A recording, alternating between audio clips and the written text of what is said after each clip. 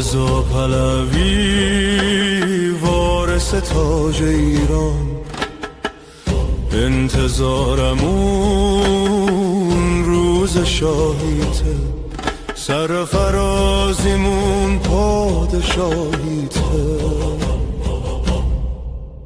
زن زندگی آزادی، مرد میهن آبادی، جاوید شاه، جاوید شاه. این ملت آزادی میخواد، به جای غم شادی میخواد، ایران آزاد شکوه دیرین میخواد. زن زندگی آزادی، مرد میهن آبادی، جاوید شاه، جاوید شاه.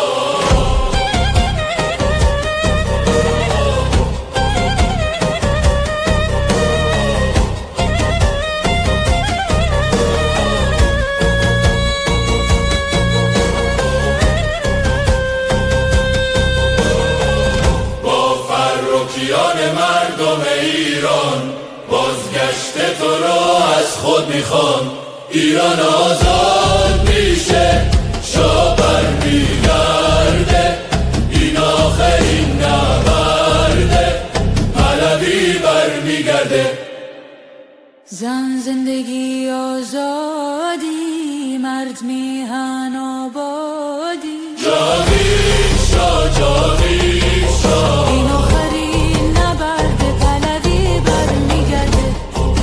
جاوید شاه، جاوید شاه.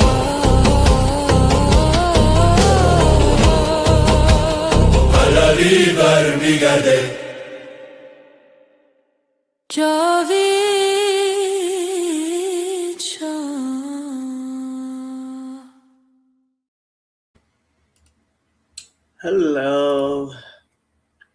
Hello, Yoav. Apparently we have lost 3 American service members,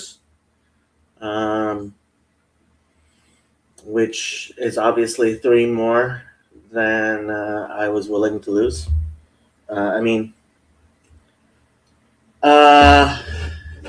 Don't know what to say. Obviously, tragedies for their families and for us. We lost 3 people.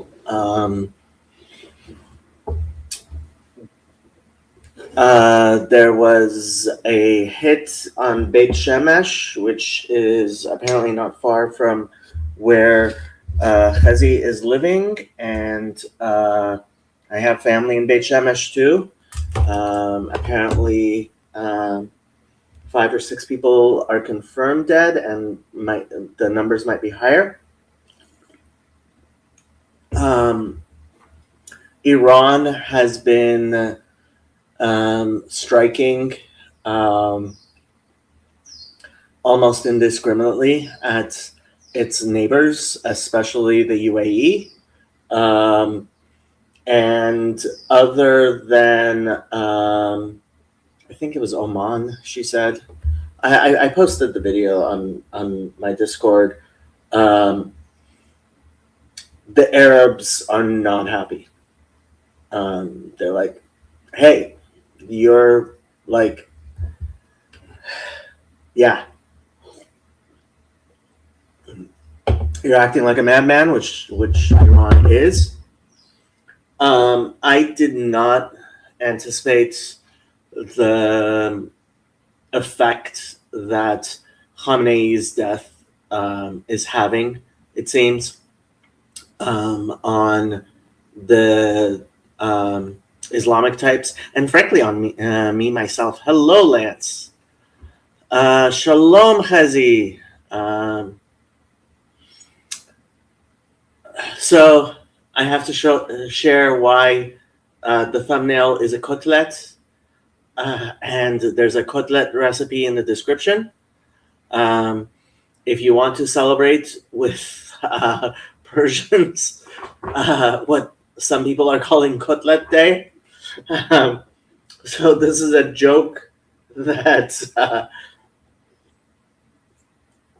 Look, even in Mitat Rashaim is a sad thing. The death of evildoers, because it would be better, and God would prefer that they not die. But sometimes it's necessary, and this is a joke that started when Qasem Soleimani was turned into mincemeat. Lucky, stop eating my shoes. Lucky's gotten into the habit of eating my shoes, apparently, over the past 24 hours. And we're trying to break him of this bad habit. Bin pol oivecha al tismach. But so Persians started talking about kotlet. Kotlet is a popular Persian appetizer slash even main dish. And I'm guessing like the word comes from from like cutlet, because it's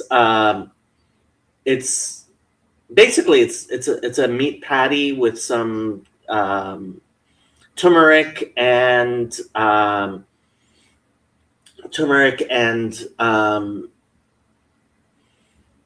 potatoes.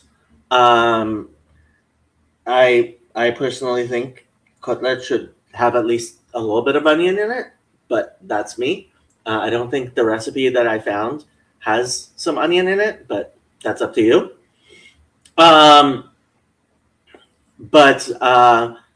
Yeah, so Persians here, I will read you. Well, let me see if I can find.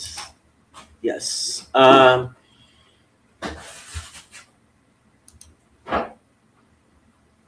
Here is an article from a little while ago.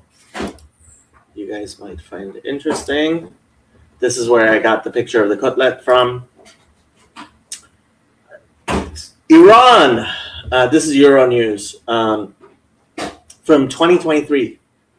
Why are protesters risking jail to tweet about meat patties? A well-known Iranian chef with millions of social media followers was detained after posting a video showing home cooks how to prepare traditional Persian cutlets. Protesters in Iran are risking arrest and jail time for posting pictures of food. Hundreds of people have been uploading pictures of traditional cutlets, Persian meat patties, to their social media accounts over the course of the last week, and the country's hardline Islamist authorities are not amused. That's because cutlet is also a word that's been co-opted by protesters to describe the body of Qasem Soleimani, Iran's former chief spy, who was killed in a precision strike by the U.S. in Baghdad in January 2020. Some Iranians joked that Soleimani had been so badly smashed in the explosion that he looked like minced meat they traditionally used to make the cutlets. This week marks the third anniversary of this death, and while Iran's government has been remembering Soleimani as a martyr, he is also being mocked online. His assassination is still a source of anger and grief for the Iranian leadership, and although Soleimani's image has become a symbol of Iran's regime, it has also been a target of recent anti-government protests that have rocked the country since September. Protesters in Iran's capital, Tehran, have reportedly been seen tearing down pictures of the former military leader, while a banner of Soleimani was set on fire ahead of the anniversary, and numerous pictures showing plates of freshly cooked cutlets were posted by social media users. The mullahs clearly, this is a tweet, don't mind exhibiting their insanity to the world. They've arrested Nawab Ebrahimi, an Instagram chef, for sharing the recipe for kotlet, name given to the state Soleimani was left in after death. In the clearest example of authorities cracking down on this type of social media dissent, police arrested a famous Iranian chef, Navab Ebrahimi, this week. He has 2.7 million followers on Instagram and posted a video with a Kotlet recipe to his account on the anniversary of Soleimani's assassination. Just hours after the video went live, security forces detained Ibrahimi. His Instagram account has been taken offline. And so if you feel like making Kotlet recipes, you will not be the only person. And when your enemies falls in the month of Adar, Misha Nichnas Adar Marbin Besimcha. Look, I was thinking that killing Khamenei might not be worthwhile. He is, after all, he was 87 years old. Lived much longer than he deserved. But yeah. Oh, I forgot to post the link. Sorry. Here is the link if anyone wants to join.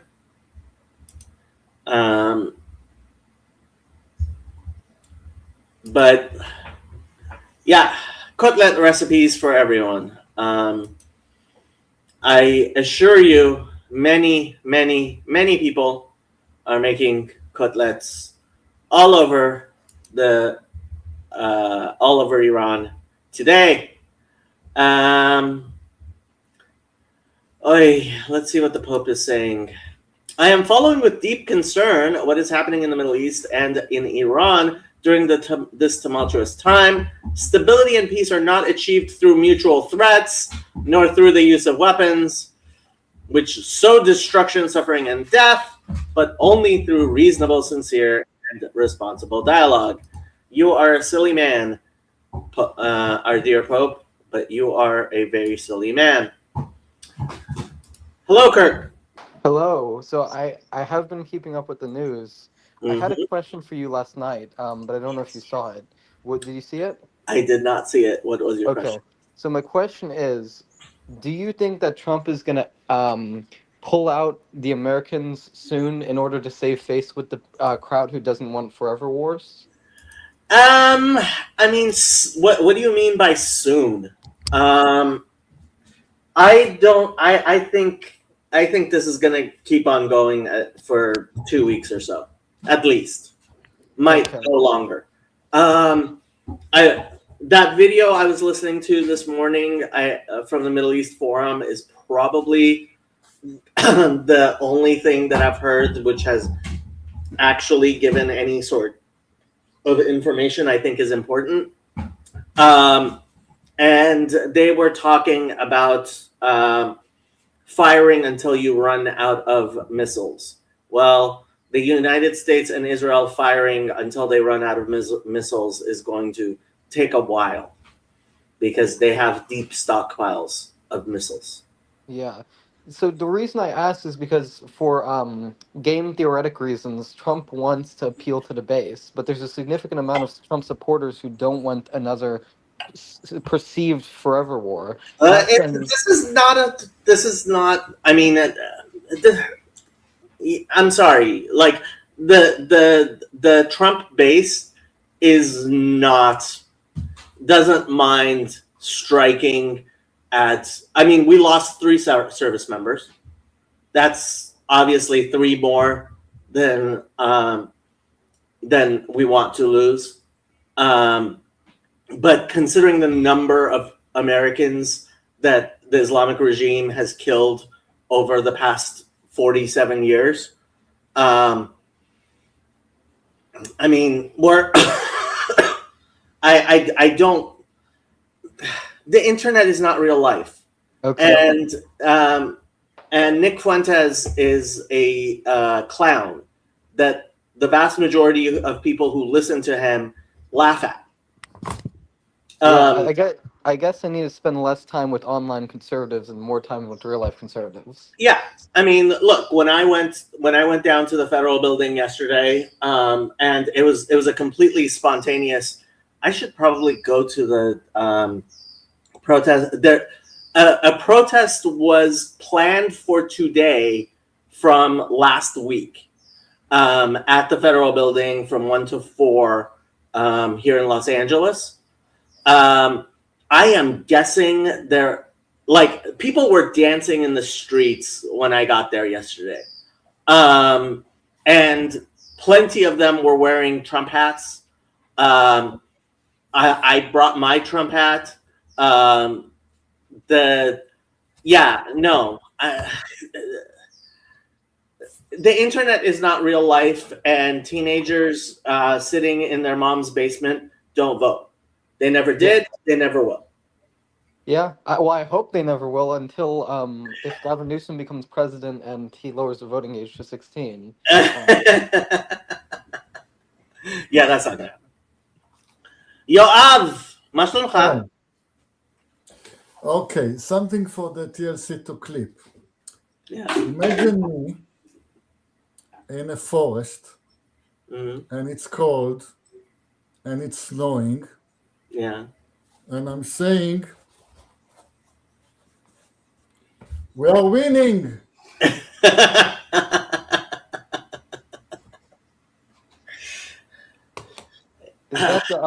Is that the Paul Revere hat?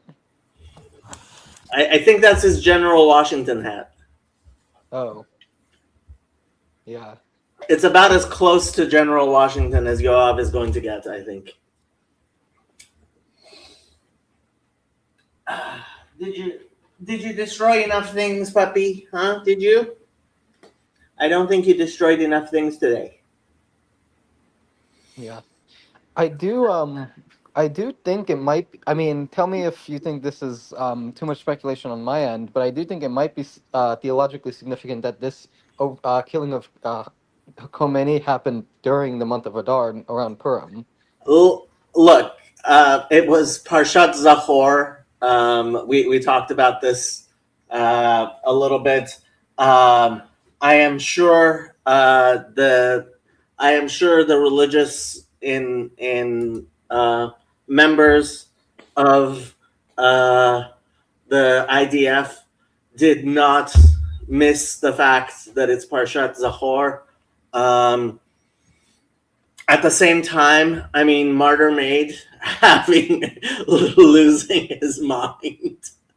Apparently, Martyr Maid Daryl Cooper has lost his mind over these strikes, which Rashida Tlaib was also crashing out on Twitter. And, you know, sometimes when the worst people on earth are sad, you have to recognize that something good is going on. So, yeah, her crashing out on Twitter, I did not expect. And it was a highlight. Who's this Cooper guy? Oh, Martyr Maid. He is he's an internet historian. He's not a real historian, but he makes interesting history podcasts, and he became very popular with his historical podcasts, and he made a famous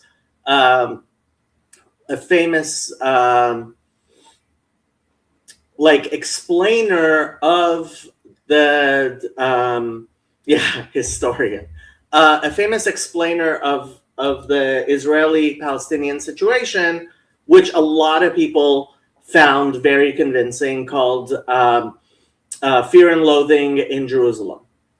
And I listened to the first part of it, and it was like, oh, it's an anti-Semite. But reasonable people who don't understand how anti-Semitism works listened to it and were very impressed by it. And when people like me went, oh, no, this is an obvious anti-Semitic propaganda piece, people were like, "You're just whatever. You're just throwing around anti-Semite." Da da da da da da. And he he went on Joe Rogan, and then he went on Tucker Carlson, and then he started showing his true colors. And in the memes channel on my Discord server, you can find him crashing out on how the number three is so important to Jews and why that's yeah. Yeah.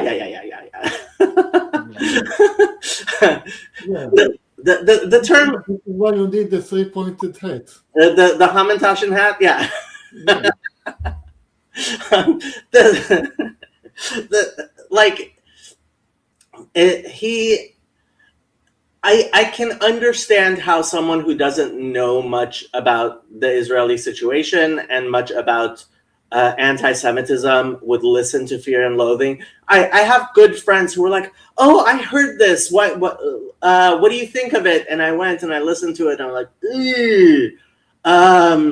It's very, very Pat Buchanan type, "Oh, this is why the Jews are monsters. Let me explain it to you in a way that's not like horrible and crazy." And it worked until you dig into it. Like several people have completely pulled it apart. I highly recommend if you were convinced by Fear and Loathing in Jerusalem to listen to there's a now I'm forgetting it, but a real historian went through and completely obliterated his narrative, but it was a convincing narrative, and he got a lot of attention, and he is probably one of the biggest proponents of anti-Semitic and anti-Israel ideas around. Yeah. Yeah. I mean, part of the problem though is, Jacob, that I'm sure he probably knows more history than a significant amount of people who call themselves historians online as well. So Sure. so the thing is, with the internet, we're talking about the lowest of the low in terms of intellectual humility. Right. And frankly, I mean, the guy, until you find out, oh, he's married to a Palestinian and he hates Jews with a passion, it's hard. Like Don is saying, it wasn't so funny when a bunch of TLC guys started pushing Cooper's revision of World War II. Yeah, I mean, Cooper may be the most adept proponent of the idea that World War II was completely Winston Churchill's idea, and if not for Winston Churchill, there wouldn't have been a Holocaust. Okay, let me just interact with the Sunrise. First, I owe Sunrise an apology because we were talking about Parashat Zechor last time, and I started my speech with, "You're not going to understand it," and I apologize for it. It's a very unfortunate phrase. I meant to say what I said at the end, that reading the Old Testament, especially the story about Amalek, is theologically full of traps, and one should tread carefully. That's what I meant to say. I have something to say about Amalek. There are lots of theories. I mean, you have commented about the British being the Jews of the Persians, and there are lots of internet commotion about the British being the evil men of the world. Everything that happened since King Arthur, that was bad since King Arthur, was fault of the British. And I have family members seriously wounded in our fight against the British. Uh, but they are people. Some of them are good people. By the way, apparently Iran has admitted that the girls' school that was bombed was the result of a failed Iranian missile.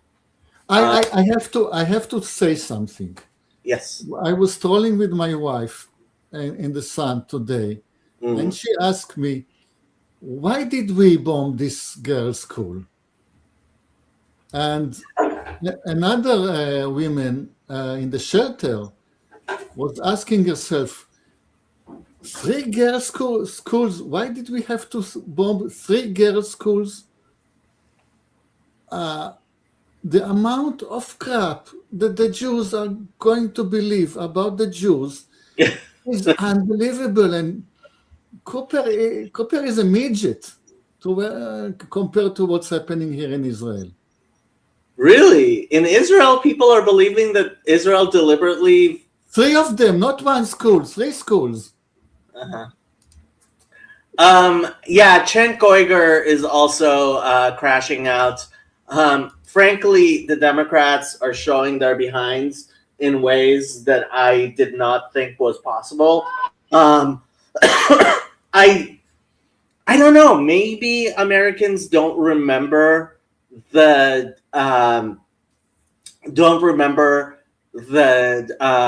hostage crisis as brightly as I imagine that they do.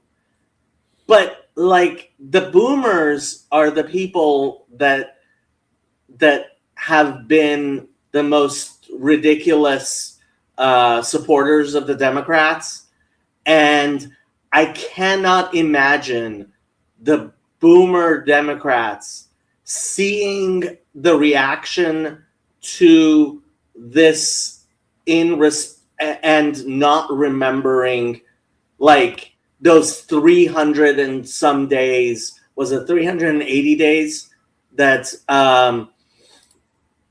of the Iranian hostage crisis, and just totally souring on the Democrats. The response from Democrat politicians has been shocking. Yeah. I am curious. Are there any books on the history of Iran that you would recommend, Jacob? Because I am looking to learn more about the subject, and I'm probably not going to read a book, but I'm probably going to listen to an audiobook. Is there anything you know of that you would recommend? My recommendation to anyone who's trying to understand Iran better has been a fiction book called My Uncle Napoleon. And because I think that will help you understand Iran a lot better than attempting to read any sort of history book, because Iran's history is just so vast that like reading 10 books is not really going to give you a good view of it in the same way that I think reading My Uncle Napoleon would. Yeah. And thank you for the recommendation. Yeah, that is definitely my recommendation. Can I go on lecturing to Sunrise about Amalek on the assumption you hadn't heard it for 3 times already? Go ahead. Okay. In the south of Turkey, the close of the Bronze Age, there live people, and the neighbors call them the Luca people, because they were never formed any kingdom. They're just a people. And they were one of the sea people, and they participated in the raid against Egypt, which was unsuccessful. And then the sea people settled themselves on the shore of the land of Israel, each nation in its own place. The Philistines a bit of the south, and the Shekeles a bit on the north, and etc. The Luca people were the weakest, and they never established their own territory. And there was sort of wandering in the desert, being a nuisance to everybody. And the Luka people translated to Hebrew is Amalek, Am people, Amaluka. And Hmm. then time has passed, and at the end, everybody died.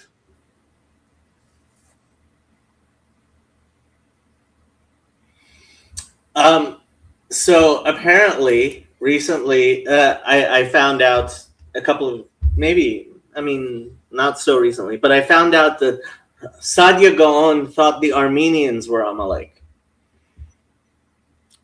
And it was said about the Germans, and it was said about, and etc. Yes, Yeah. yes. I mean, basically, yeah. People talk way too much about Amalek. Um, I agree with Jacob here. Democrat and online denial of regime history against the U.S. is utterly shocking. Why do TLCers get weak in the knees when you tell them Jordan Peterson's ARC conference is funded by Abu Dhabi Investment Management Group? You've lost your mind. I have no idea who you are, but you've lost your mind. I remember the Iranian hostage vividly. They were held for 444 days, only released after Republican was elected because they knew all hell would break loose once the Dem weakling Jimmy Carter was gone. Yeah, not a fan of Jimmy Carter here. What are the highlights from TYT and Chunk? I actually haven't been watching TYT, although other people have. Chunk went on a tirade about how Ayatollah Khamenei died with his boots on. That guy from Jadal also had a weepy, like they're going through the stages of grief, which is kind of like hilarious. But my dear friend, I did not deny the idea that ARC might be funded by whoever. I just don't care.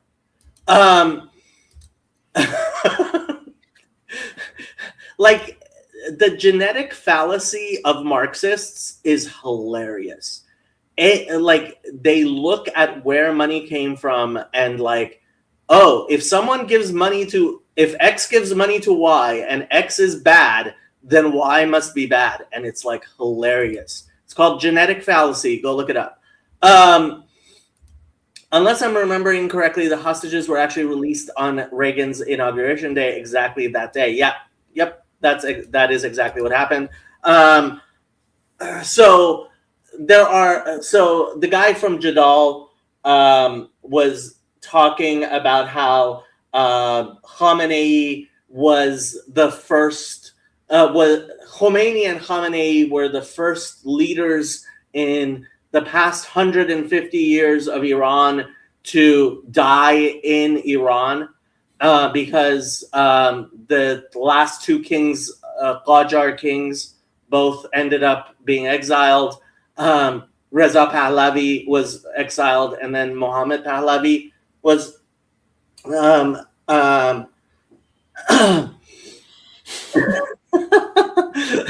okay. I usually have very low tolerance for stupidity, but this is just so comical.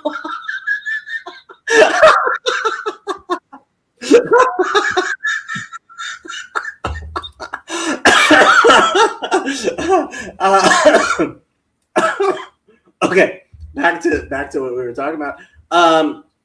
And he failed to comprehend that what he said proved too much, because he was claiming that Mohammad Pahlavi left Iran on command of the West, and they've fallen into this problem left and right in the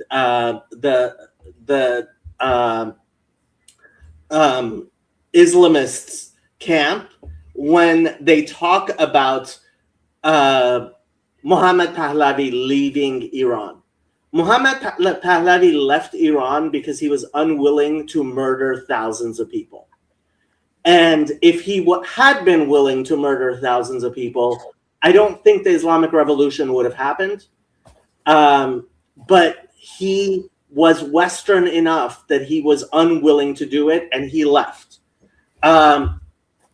Khamenei died in Iran because he was willing to kill thousands of people to stay in Iran. And that's the difference. And if, like Cenk Uyghur, you find that to be something something interesting, like something that is admirable, it's because of your ideological possession. I think the role of leader as father and that sort of analogy between king and father should tell you something about what is a good king and what is a bad king. A bad king is willing to set a country on fire so that he can rule over the ashes, while a good king is willing to give up power because he is unwilling to destroy his country just so he can keep control of it. I'm not sure that Mohammad Pahlavi made the right choice because the results were so disastrous of his weakness. But it was a weakness that I can respect in terms of being unwilling to murder Iranians to keep power. Khamenei did not have this problem. Yeah, and what you're saying about leadership is another arguable coincidence with regards to the Parsha, because the Parsha was Tetzaveh, and that's about leadership. So, yeah, I mean, God works in mysterious ways. God does work in mysterious ways. I do wonder how Democracy Now! Has been reacting to this. Oh, that's a great idea. Democracy Now! Oh my God, Amy Goodman must be losing her mind. I didn't even think of checking. Democracy Now! Let's see what they're up to. Oh my God. Do you think Democracy Now! Will copyright strike me if I pull them up? I don't think they will. So. Yeah, they're pretty loose on their whatchamacallit. Here, let's see. Let's check in on our good friend Amy Goodman. Oh my God, I had almost forgotten about her. I wonder how she's doing with PBS being defunded. That is our good friend Amy Goodman right on top from Democracy Now! Maybe the dumbest human being in human history. This is Democracy Now!, democracynow.org. I'm Amy Goodman. Yes, she is precisely what you think she is, and she's been the same way since the 1960s. This woman has not changed a single view she has had since 1960. This special report. The U.S. and Israel have launched an unprovoked attack on Iran, striking sites across Iran, including the compound of Iran's supreme leader, Ayatollah Ali Khamenei. The Israeli military says it struck over 500 targets, including 3 sites where senior Iranian officials were gathering. Iranian state media reports one Israeli strike hit an elementary girls' school in the south of Iran, in Manab, killing at least 85. Of course, that's the number one thing she says. Do you think she's going to retract it? Of course not. People, including at least 60 children. 2 more students were killed in a strike on a school east of the capital, Tehran. Iran reports the U.S. and Israeli attacks have killed at least 200 people so far. Iran responded by launching attacks across the Middle East, targeting Israel, United Arab Emirates, Qatar, Kuwait, Bahrain, and Jordan. Several U.S. bases were reportedly hit. In a video message, President Trump called for regime change and urged Iranians to take over the government. Trump launched the attacks without congressional approval. Oman's foreign minister, Badr Abu Saidi, criticized the Oman has been the only one that's been critical. And yeah. U.S. for attacking Iran in the middle of negotiations. He wrote online, quote, "I am dismayed. Active and serious negotiations have yet again been undermined. Neither the interests of the United States nor the cause of global peace are well served by this," he said. The UN Security Council is scheduled to hold an emergency meeting today.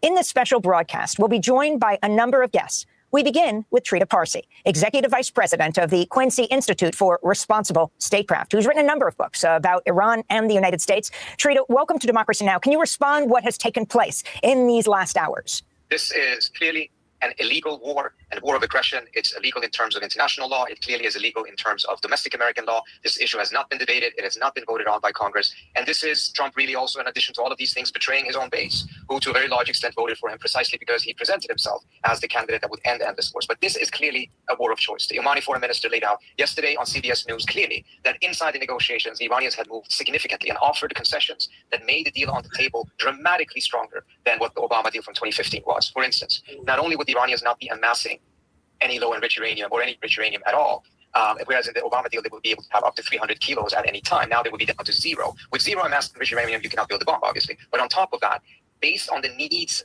basis for a continued enrichment, the Iranians actually would likely not enrich anything at all for another 3 to 5 years, which means that during the duration of Trump's presidency, there would be no enrichment in Iran, despite all of... I am very, very disappointed at the level of crash outs. Amy Goodman has not lost her mind yet, which is unfortunate. This, despite the ease in which he could declare victory and say that he got a much better deal than Obama, Trump opted to go for war because what he clearly seems to be looking for is not a deal, but capitulation and surrender. And can you talk about his direct call for regime change and for the people to take over?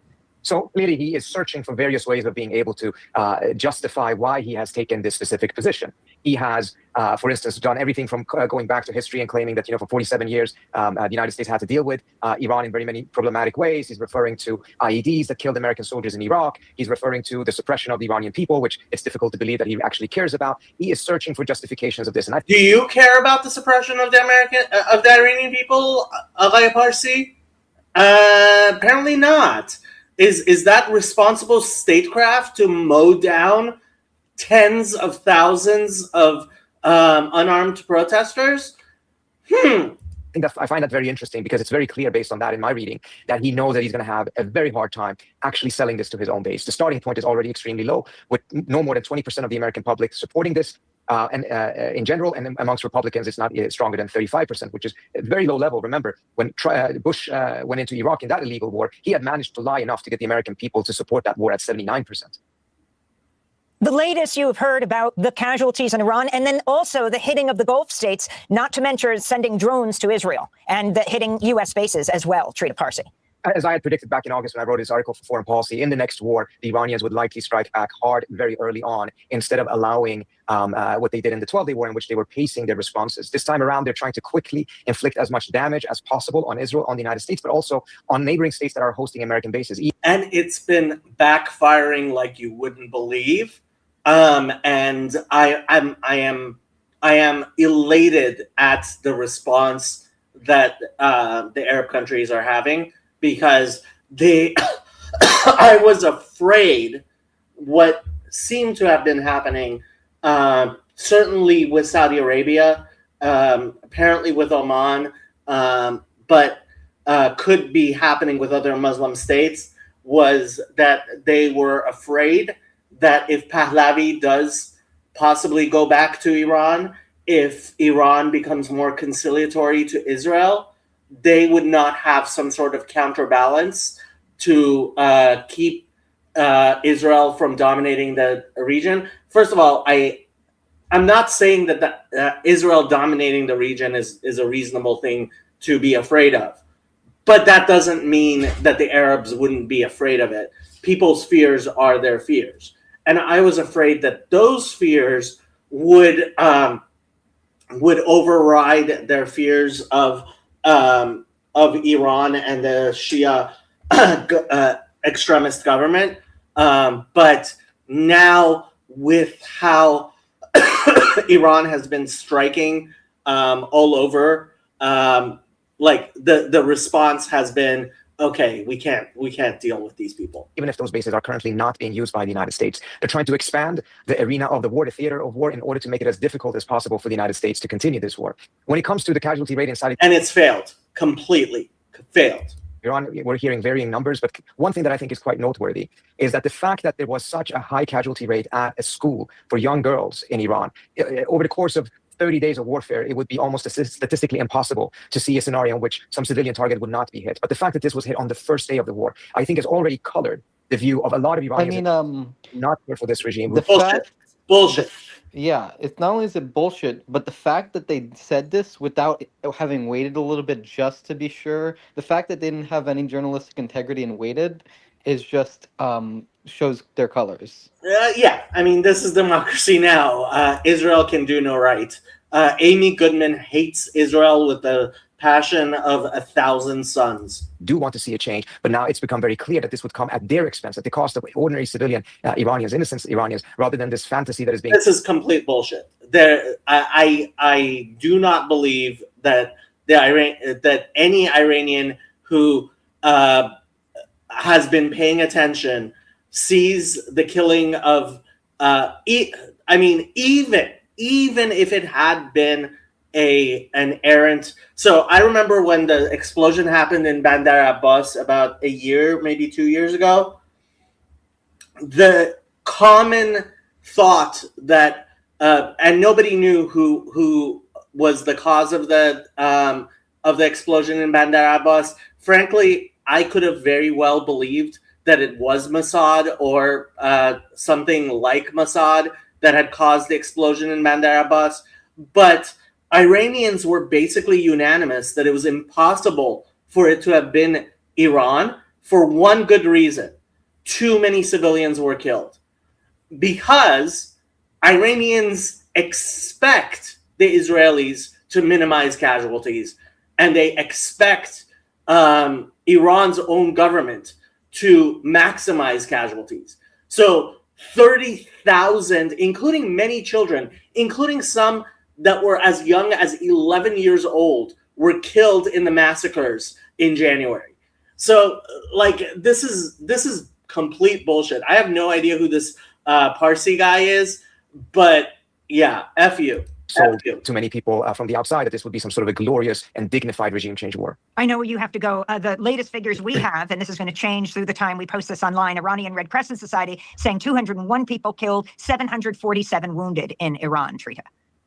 That sounds plausible, although at the same time, I think at the end of the 12-day war in Iran, there were 1,000, roughly 100 killed over the course of 12 days. And at least for the first day of this war, the intensity of these attacks have actually been far less than what it was during the June war. I suspect, however, that the United States is going to intensify the bombardment significantly tonight. I want to thank you, Trita Parsi, for joining us. Trita Parsi is Executive Vice President of the Quincy Institute for Responsible Statecraft. We are joined by... And his father was apparently arrested by the Shah and was exiled from Iran to Sweden by the Shah.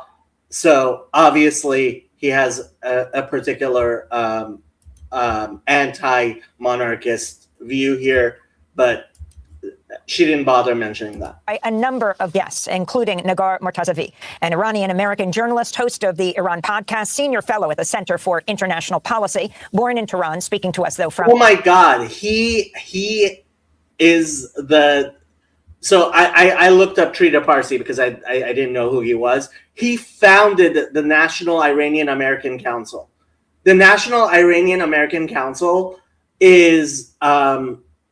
and he was the president of it, is like the insane pro-regime, like, wow. Okay, now I know who this guy is. To not mention that this man founded the National Iranian-American Council is just shocking. But what else do you expect from Amy Goodman? The United States. The reason she's not crashing out is because she had a lineup. I'm sure she's been planning this for a while. she had a lineup of Islamists to apparently come and spread her propaganda. How much I dislike Amy Goodman cannot be overstated. States. The latest news we have, over 200 people killed in Iran, over 700 injured in this U.S.-Israeli attack on Iran. Iran has retaliated by attacking, according to the latest news, Saudi Arabia, Bahrain, as well. She's not mentioning that they attacked airports and hotels, major tourist centers, etc. And they've been going after towers. There's a reason why there's been an Arab backlash. She's not mentioning that. The United Arab Emirates, I think there were reports Jordan sending drones and missiles to Israel. And at a girls' school in southern Iran, over 80 people killed. It's believed over 60 of them children. It's a girls' school, 60 of them girls. We're joined by Nagar Martazavi. Hey, Amy, what do you think of sex-segregated schools? No mention. Huh, interesting. Well, she An does Iranian mention American them journalist when has it's, she does mention them when it's like Orthodox Jews or evangelical Christians. Oh, of course. Of course she does, but not if it's Muslims. Yeah. Is she Iran Jewish? podcast senior. What? Is she Jewish? Oh, yeah, of course. Who else would? Yeah. That's why I keep telling you.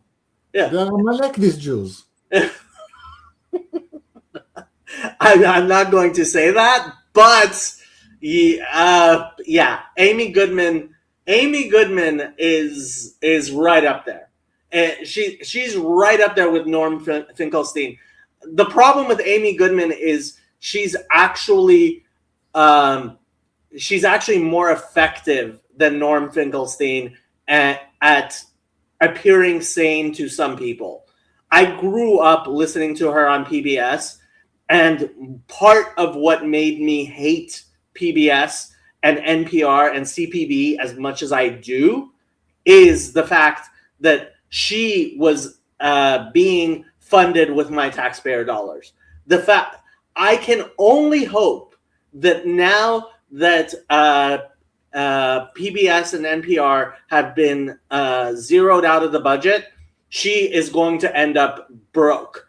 I can only hope, but we don't know. We'll see.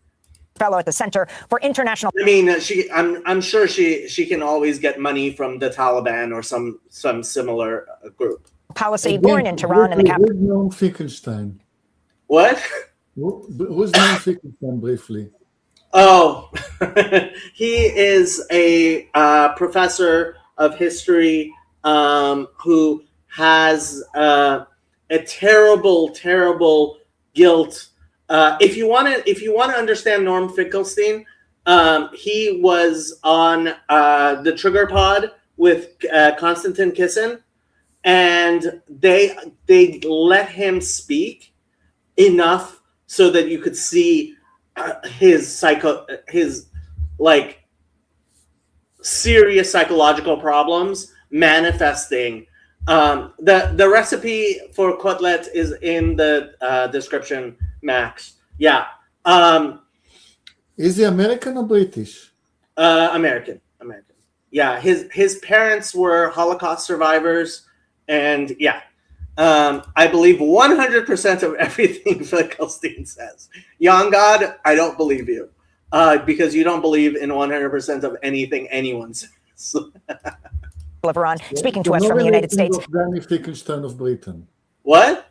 No relation of Danny Finkelstein in Britain. Not as far as I know. Okay. Nagar, can you respond to what has taken place in these last hours? Absolutely. So a horrific war, another regime change war in the Middle East has begun. That seems to be the goal. I don't know how far the U.S. and Israel are going to go, but we saw a prelude to this in last June, and sort of the same pattern is repeating. I have seen this woman on Islamic, if it's the same person I'm thinking of, on Islamist channels that don't normally show people who don't wear a hijab ever. But it's not that they don't want to have women not wearing a hijab. It's that any woman who doesn't wear a hijab generally would not go on such propaganda pieces, but she does. So the fact that she's actually showing her hair should not make you relate her to Islamist sources any less. This is, as far as I'm concerned, Tahiyya. The middle of negotiations between the U.S. and Iran. Israel attacked, and then the U.S. joined. And this time, they just did a joint operation. It's an illegal war. There's no vote from the U.S. Congress, unlike past regime change wars in the U.S. Even. There has been no declaration of war in the United States since World War II.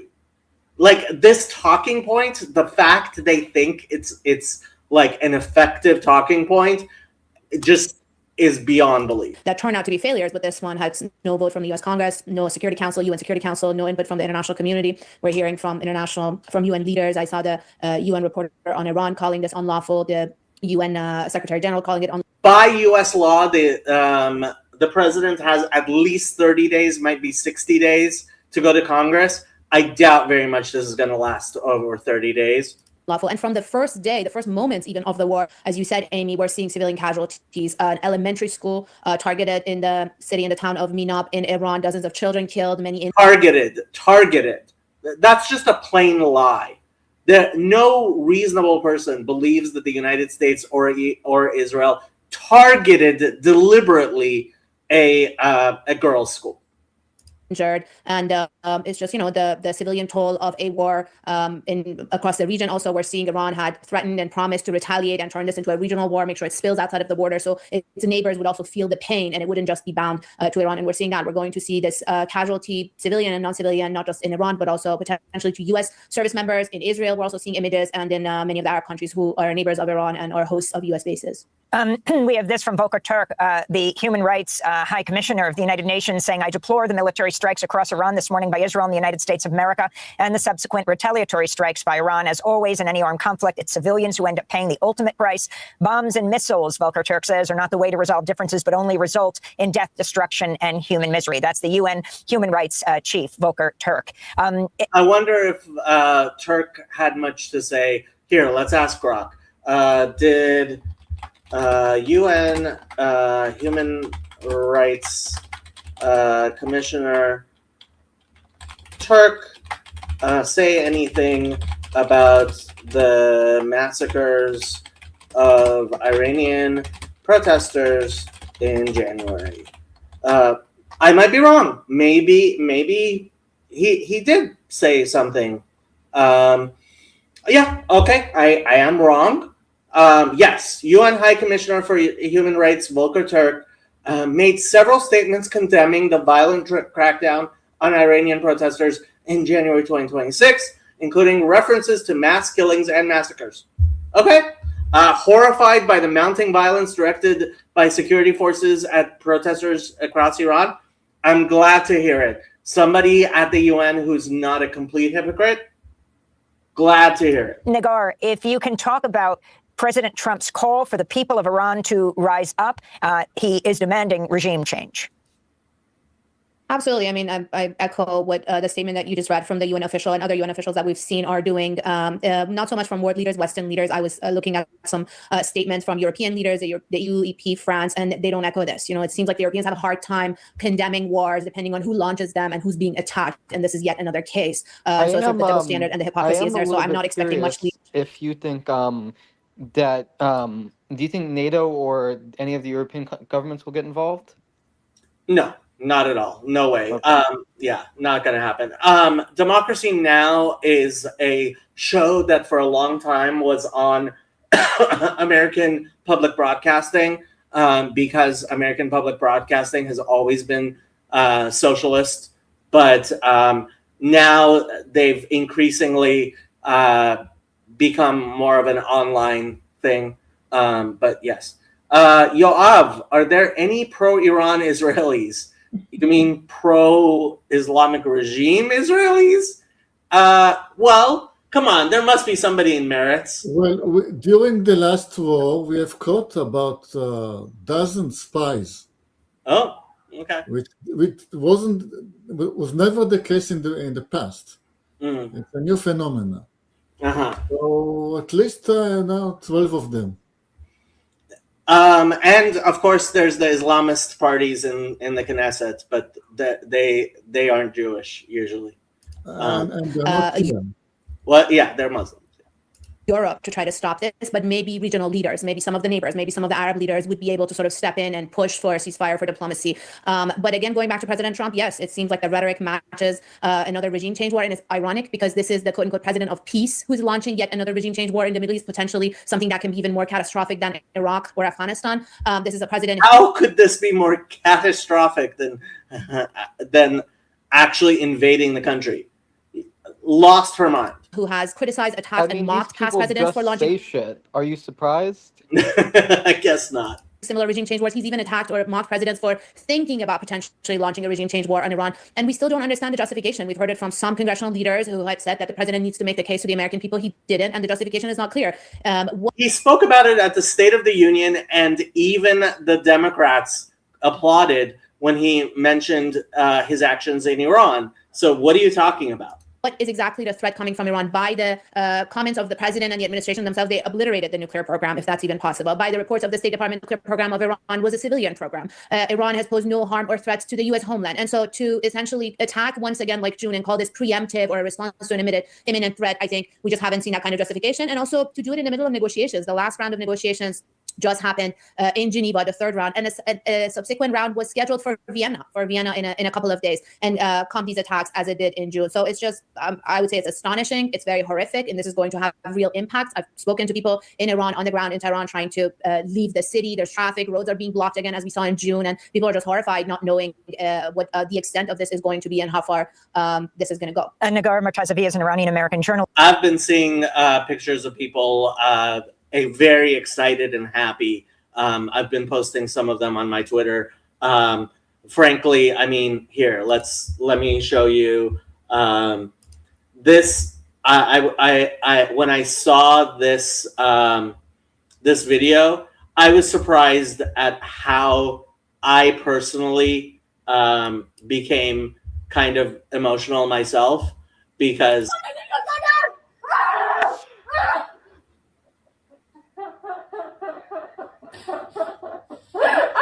she's saying they hit Khamenei. They found his corpse. That's basically what she said.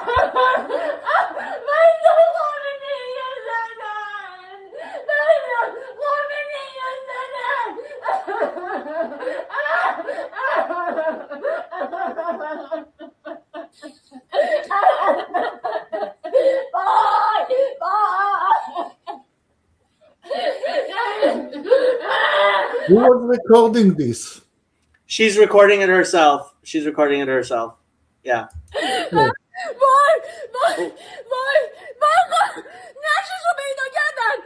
They found his corpse.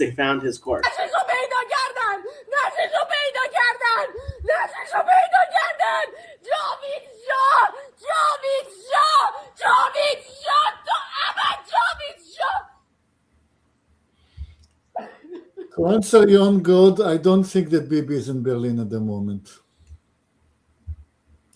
Why would he be in Berlin?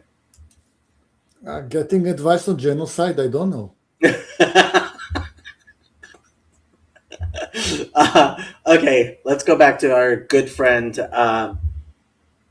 Well, actually, I mean, that's what I thought as well, Yon God. But honestly, no, there was a real cult of personality around Khamenei, and I do think it's been, I mean, it's had a much bigger effect than I imagined it would. Yeah, I mean, Iran, in a very real sense, was a classic cult fascist state. And Khamenei being taken out has been more effective than I thought it would be. It's really been it's shown a weakness I didn't think was there. She is host of the Iran podcast, senior fellow at the Center for International Policy here in the. So this is her third guest. Not a single one of them is like, oh yeah, we're happy that the Islamic regime is at least. I mean, they don't even temper it, not at all temper it with, yeah, these were bad people. Like they're not even both sidesing it, right? America bad, Israel bad, Iran good. U.S., born in Tehran. We're going to go to Tel Aviv right now to Ori Goldberg, who is an independent Do you know Uri Goldberg? He's one of yours, Yoav. Israeli political analyst and scholar, written extensively on Iran and Israel. Let's see the latest we have. Israel says it has struck over 500 targets in Iran using about 200 fighter jets. The Israeli newspaper Haaretz writes this is the biggest military flyover Haaretz, of course. Who else would she quote? operation in Israeli. Have they calling Channel 14? Dibat Haaretz. I thought What? Haaretz, What are they calling it? Dibat Haaretz.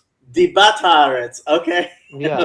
Well, I'm a little bit confused because I thought Haaretz was like center left or moderate. No. Haaretz, there was a time when Haaretz was basically the New York Times of Israel.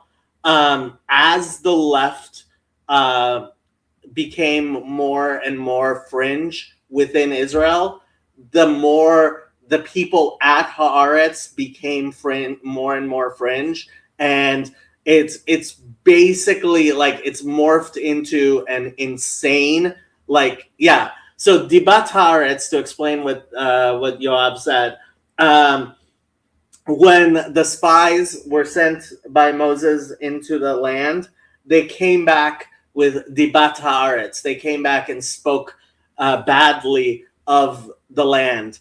I still prefer my little joke, which I call anyone who reads Haaretz an Haaretz.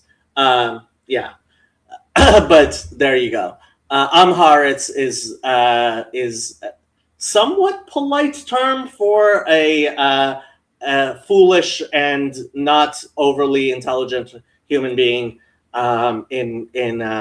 in Hebrew and Jewish literature. Can you talk about what's happening on the ground in Israel? And were you shocked by this attack, the joint U.S.-Israeli attack on Iran in the midst of these negotiations that were taking place that were being mediated by Oman, Ori? Thank you, Amy. I was indeed surprised by the attack. I thought that it was in the best. Then you're an idiot. What kind of Israeli political analyst was surprised by this attack? I'm sorry. Like, how could, like, you're a political analyst and you were surprised by this attack? Why? Like, at the least, like, don't proclaim your absolute ignorance from the beginning. Best interests of both the United States and the Islamic Republic to reach an agreement quickly. What's going on the ground in Israel? Israelis are their schizophrenic combination of resigned and jubilant. Schizophrenic. Yeah, like, we can do both, apparently, ever since Israel began its genocidal efforts in Gaza. And so Israelis have become of course. resigned to the notion of war with Iran. There's absolutely no political opposition. In fact, the leader of the Israeli opposition has said this in so many words.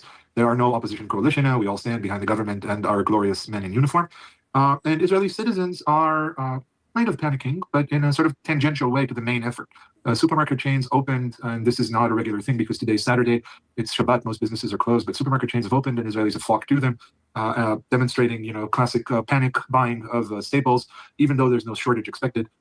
So on the one hand, Israelis are panicking. Israelis do really feel like they have no understanding of how long this war might last, how long this operation might last, and they don't know how to prepare for it. But on the other hand, Israelis are completely resigned to the notion that... Are you panicking, Yoav? Okay, I have a comment here. Yeah. On a short notice, Yeah. there's no way you open a supermarket chain on a Saturday. I mean, there's no way. I mean, the logistic of it. Yeah. You think the supermarket chains were aware that this was gonna that they had to open? Well, it's either they were let know in advance, sort of a week in advance. Yeah. What may be true, there are supermarket chains that are open on Shabbat in the country for our sins.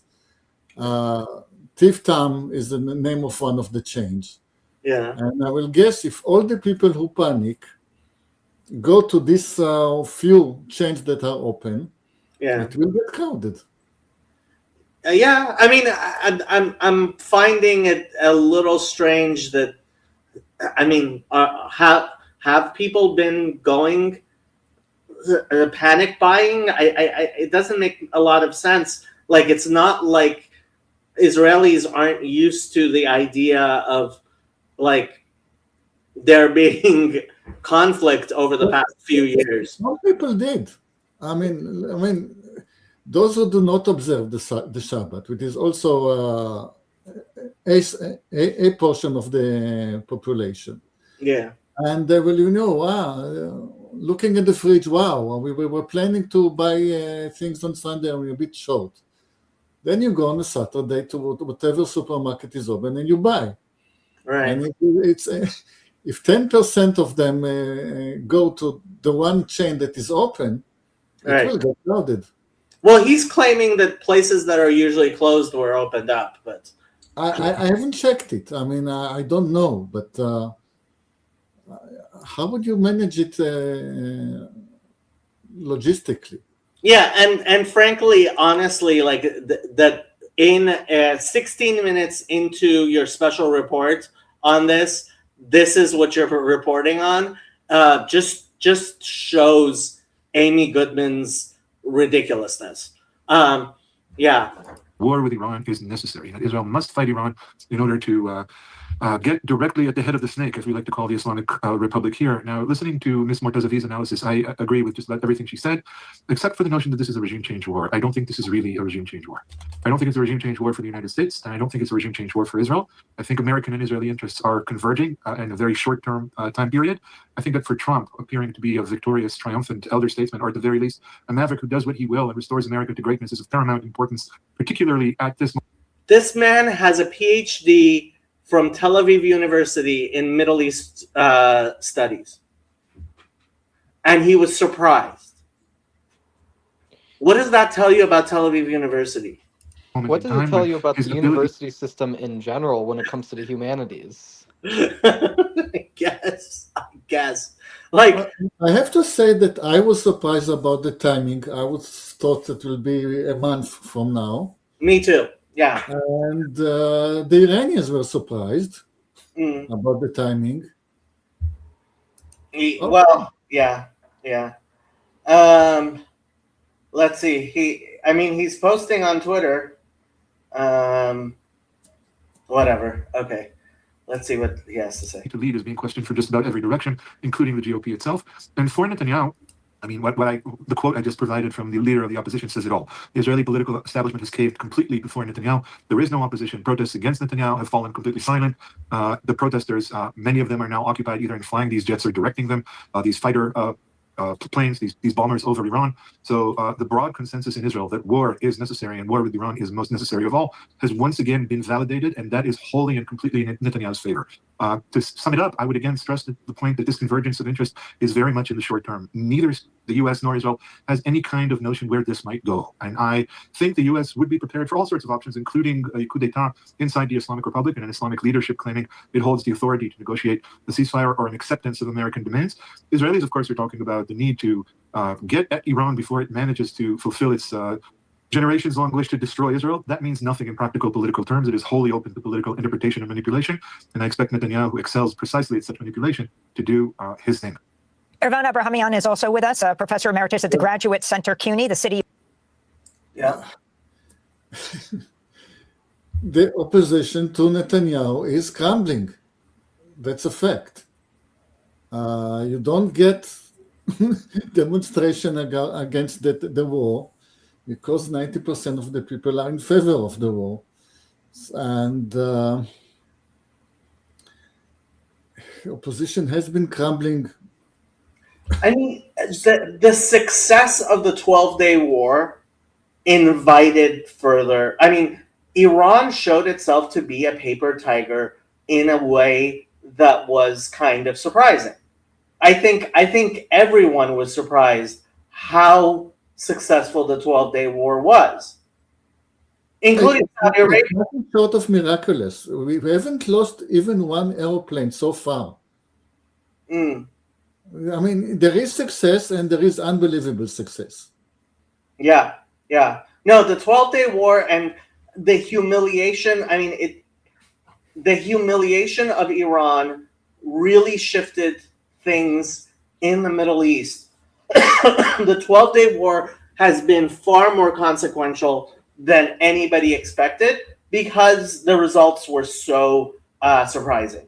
Yeah, and miraculous. You're right. You're right. University of New York. Your response to what Ori Goldberg said, and City University of New York. I have to say, the fact that the city of New York runs a university system which is filled with anti-Semites should be at least a little bit surprising. where you see these attacks going. Well, I mean, as many American politicians have also articulated, the administration's gone to war without making basically clear what the objectives are. This could be intentional, so they can declare victory or whatever happens. But I suspect that they themselves are confused about what they really want. I mean, so many contradictory arguments are given. The last one I heard was about the president saying Iran had long-range missiles that would hit the United States. This is reminiscent of course, the Bush with Saddam Hussein claiming that he could, at a drop of a hat, destroy Manhattan and so on. This guy actually seems kind of reasonable. I'm surprised. Yeah, but in reality, what? Is he also a Jew? Ervand Abrahamian. I'm doubtful that he's Jewish. I'm doubtful that he's Jewish. Professor, Iran does not have long-range missiles. It does have medium-range missiles, which could feasibly break through the Iron Dome and affect Israel. But so if this war is about defending Israel, I don't see why the president just openly tells the United States public that this is basically a war for defense of Israel. I mean, Israel is, after all, a U.S. ally. I can't see why he can't be honest about that. But then there's often this, as Nagar said, change of regime. The term of change of regime. Yeah, like I thought, he's Armenian. Yeah, that makes sense. He's Armenian, Persian Armenian. Was a substitute for military coup d'etat. This was the old days when the U.S. had military organizations or had supplement or basically trained, armed, financed various militaries through the world, and at a green light, the military could take over. The situation in Iran is very different. The Revolutionary Guards are the military. And if they're the alternative government, they take over and more sweep aside the politicians and the clerics. That's not going to solve the problem. I would, if I was Israeli. Yeah, this guy is actually giving what I consider reasonable analysis, which is shocking for democracy now. I would be much more nervous with the Revolutionary Guards in power because they would be much more basically realistic. Let's say our own way of defense is not to rely on negotiations with unreliable people in Washington. Our only way of defense is actually to have a deterrent, go all the way for a nuclear bomb. And this is what... See, okay, I hear what he's saying. I don't think he's being ridiculous. But I think you prefer a realistic foe to an apocalyptic religious cult foe.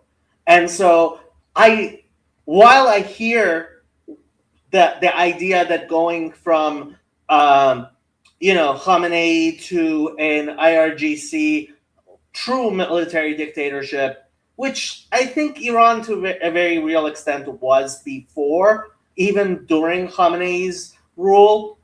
And I think he's overstating how pragmatic the IRGC members are. Yes, it's a possibility that you're jumping from the frying pan into the fire, but it's also possible that you're jumping from the fire into the frying pan, and it's not clear which way you're going. And at this point, things seem to be going well. Yeah, it is a roll of the dice.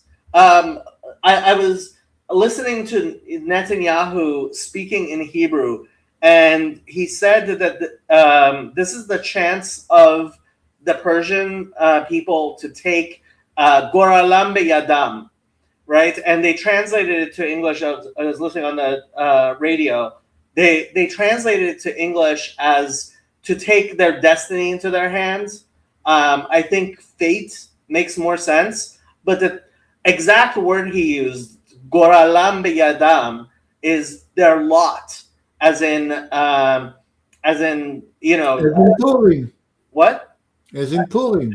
Purim, yeah, I was thinking of that too. And yeah, I mean, this is a roll of the dice, but it's a roll of the dice that it's, yeah, anytime you start a military conflict, this could go badly. Baruch Hashem, it has not gone badly yet. And I'm wondering if Mojtaba Khamenei is still alive. It seems that there's a real serious possibility that Hassan Khomeini might end up being the next supreme leader. I think switching Ali Khamenei and possibly Mojtaba Khamenei for Hassan Khomeini would be a market improvement both for the United States and for Israel. Yeah, but this guy, I mean, he seems like a reasonable person, which I'm shocked to hear such a person on Democracy Now! American conservatives would recommend also openly that a nuclear bomb is a deterrent. So a regime change, I'm not sure if the people in Washington have thought this out, because if you have an alternative, then it's feasible. But there is. What about Pahlavi? He's completely discounting Pahlavi, and I would have as well 6 months ago.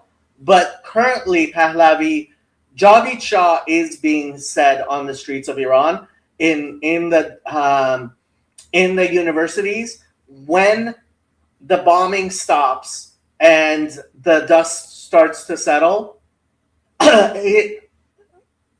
what happens is an unknown. It really is. No alternative except for the Revolutionary Guard. So this is, I think, again.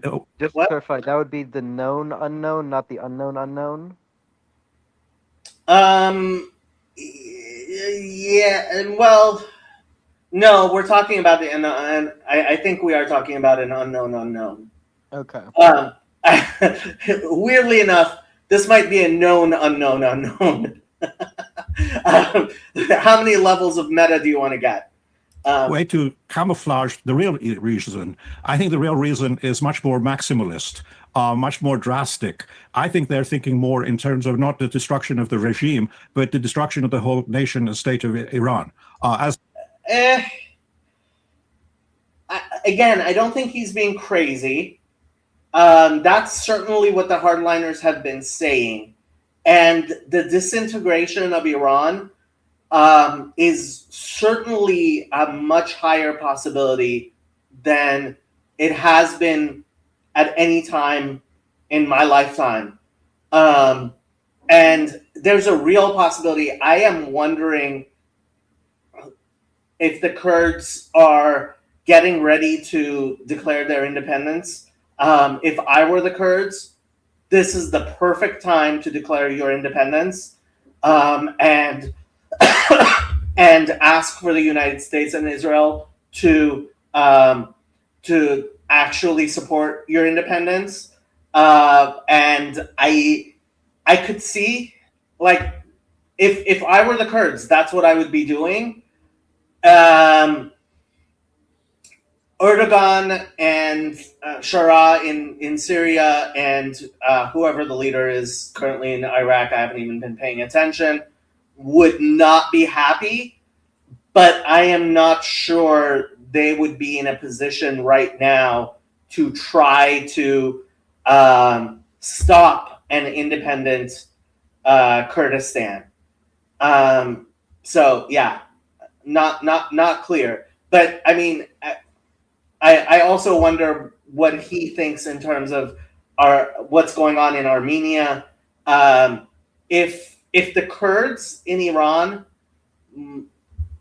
either with Armenia or with Azerbaijan, come to some sort of agreement, things are fluid right now. Fluid in ways that they were not before. It was done in other countries in the Middle East. So if you decapitate, break down the state, the opportunity arises that you can pour in arms, depending on discontent in the society, or basically start a civil war, and then have maybe 10 years of basically chaos where you don't have to worry about Iran because Iran doesn't exist. So, like, he's right. This is a serious possibility.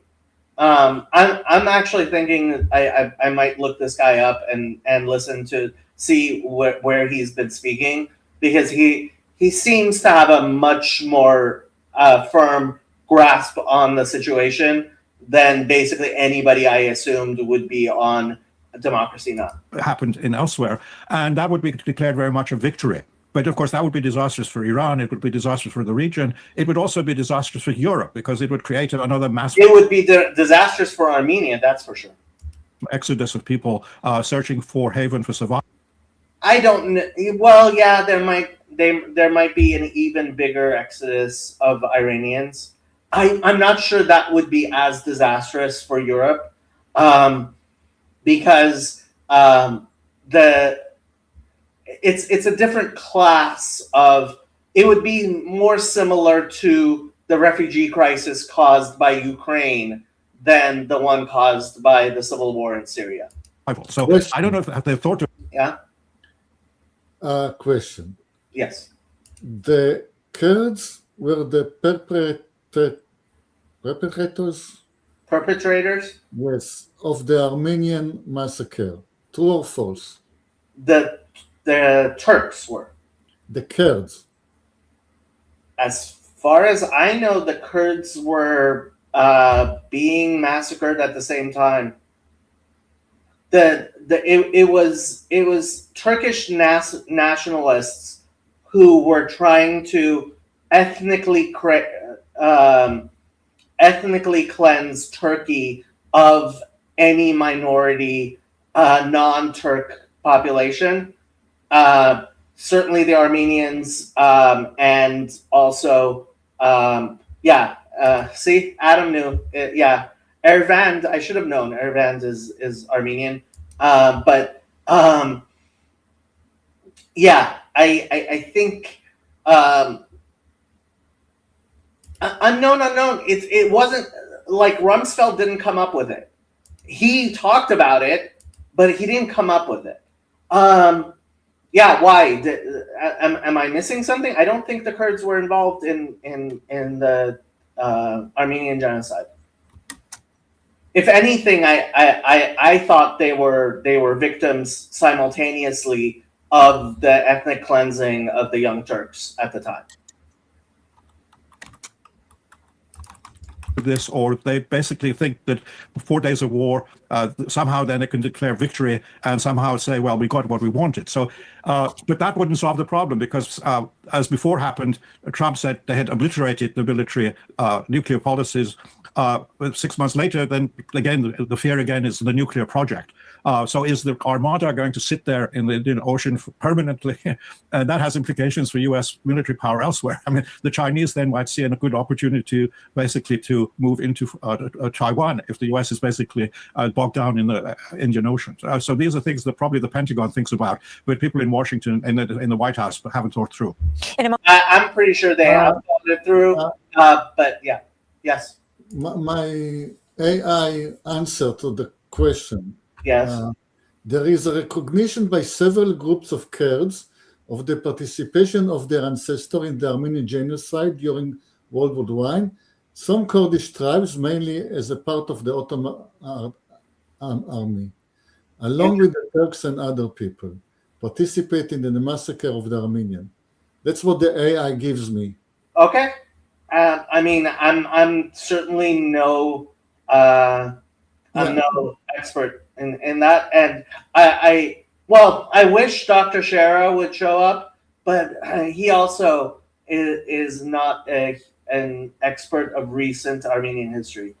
Yeah, but the key word is certain Kurdish tribes, because like you cannot speak of the Jews, you cannot speak of the Kurds.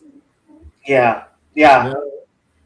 This is why there isn't and there will not be a Kurdistan.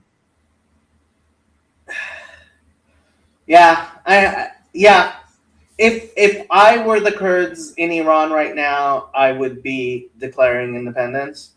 I am not sure why they haven't done it yet, but it might be coming. And again, I keep on focusing on Trump, his the person he put at the head of Voice of America Persian service, that's like that always gives me pause. Yeah, but this Ebrahimian guy, he's not talking nonsense, which again is surprising for democracy now. Moment, we're going to be joined by the former Washington Post global affairs columnist Ishan Tharoor and war crimes prosecutor Reed Brody. But I did want to ask Nagar Mortazavi about who exactly Reza Pahlavi is and the position of the Shah's speaking of Reza Pahlavi, let's see what she has to say. son. The U.S. installed the Shah, overthrowing the regime and the government of Iran, the first democratically elected leader of Iran in 1953. Take us forward from there and what you see happening with him. Sure. Just to respond very quickly to Ori, I mean, the regime change rhetoric is something that's been coming from the White House, from the president himself. It may or may not be the end goal. He said he's there to help the Iranian protesters when they presumably needed help. Help never came. So it's very unclear what the goal of the president is. This may all just be leverage for negotiations, for geopolitics. If he receives a phone call from the Iranian supreme leader, from the president, even the foreign minister saying, we're ready to accept your deal and capitulate, he may just stop this. So I think it's also the unpredictability of the decision-making of the president that sometimes brings the understanding. This is regime propaganda.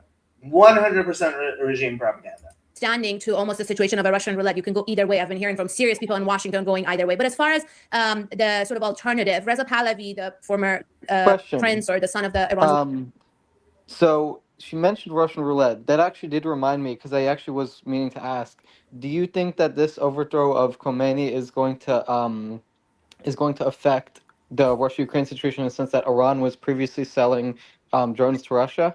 Yeah, Putin is looking at this and not happy, which actually might reflect Europe being happy.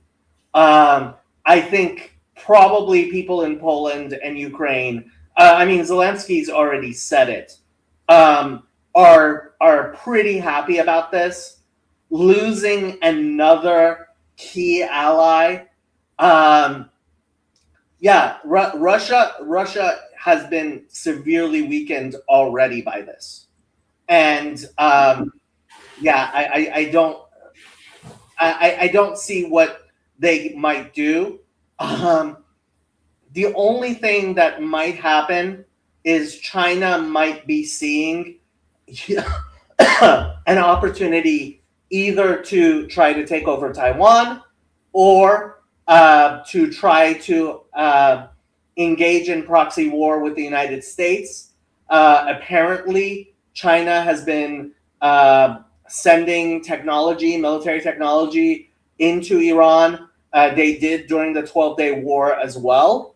But again, I think this White House is more than willing to engage in a proxy war with China right now. So, yeah. Yeah, I mean, it's a little tangential, but I do think China is a paper tiger, but that's another conversation for another day. I wouldn't call him a paper tiger. Last Shah has been sort of making the rounds in the past years. We know from excellent reporting by Haaretz, Israeli media, the Citizen Lab, that there has been serious investment by the Of course, the Islamic regime mouthpiece is quoting Haaretz. Of course, Israeli government into sort of creating an image and sort of a popular support for Reza Pahlavi through online operations. Diaspora media has been used a lot to try to project an image of an immense popularity, much more than it actually is. He does enjoy a base in the diaspora. He does have a growing base inside Iran. We see his name being chanted by people as far as the protests. But there's also sort of a authoritarian and undemocratic movement of people around him, his advisors and people that are. I am absolutely surprised that she was willing to points to his growing popularity in Iran, and the fact that he does have a base. I did not expect her to be saying this.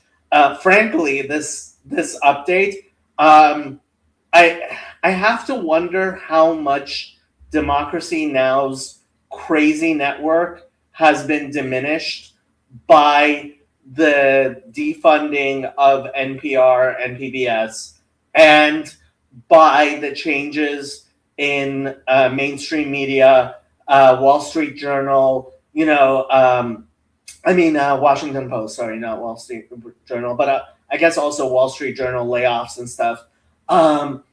The network of crazy is not what it was a year ago. Close to him, some of his supporters that don't allow any form of criticism or sort of challenge to this image of him being the only alternative, the only leader that everyone should rally around and be behind. I mean, just for saying these words on your show, I may get attacked right after online by some of his supporters and the people around him, as it's happened to journalists, to analysts, to academics. Who's the other alternative? Like, go ahead. Tell us who the alternative to Pahlavi is.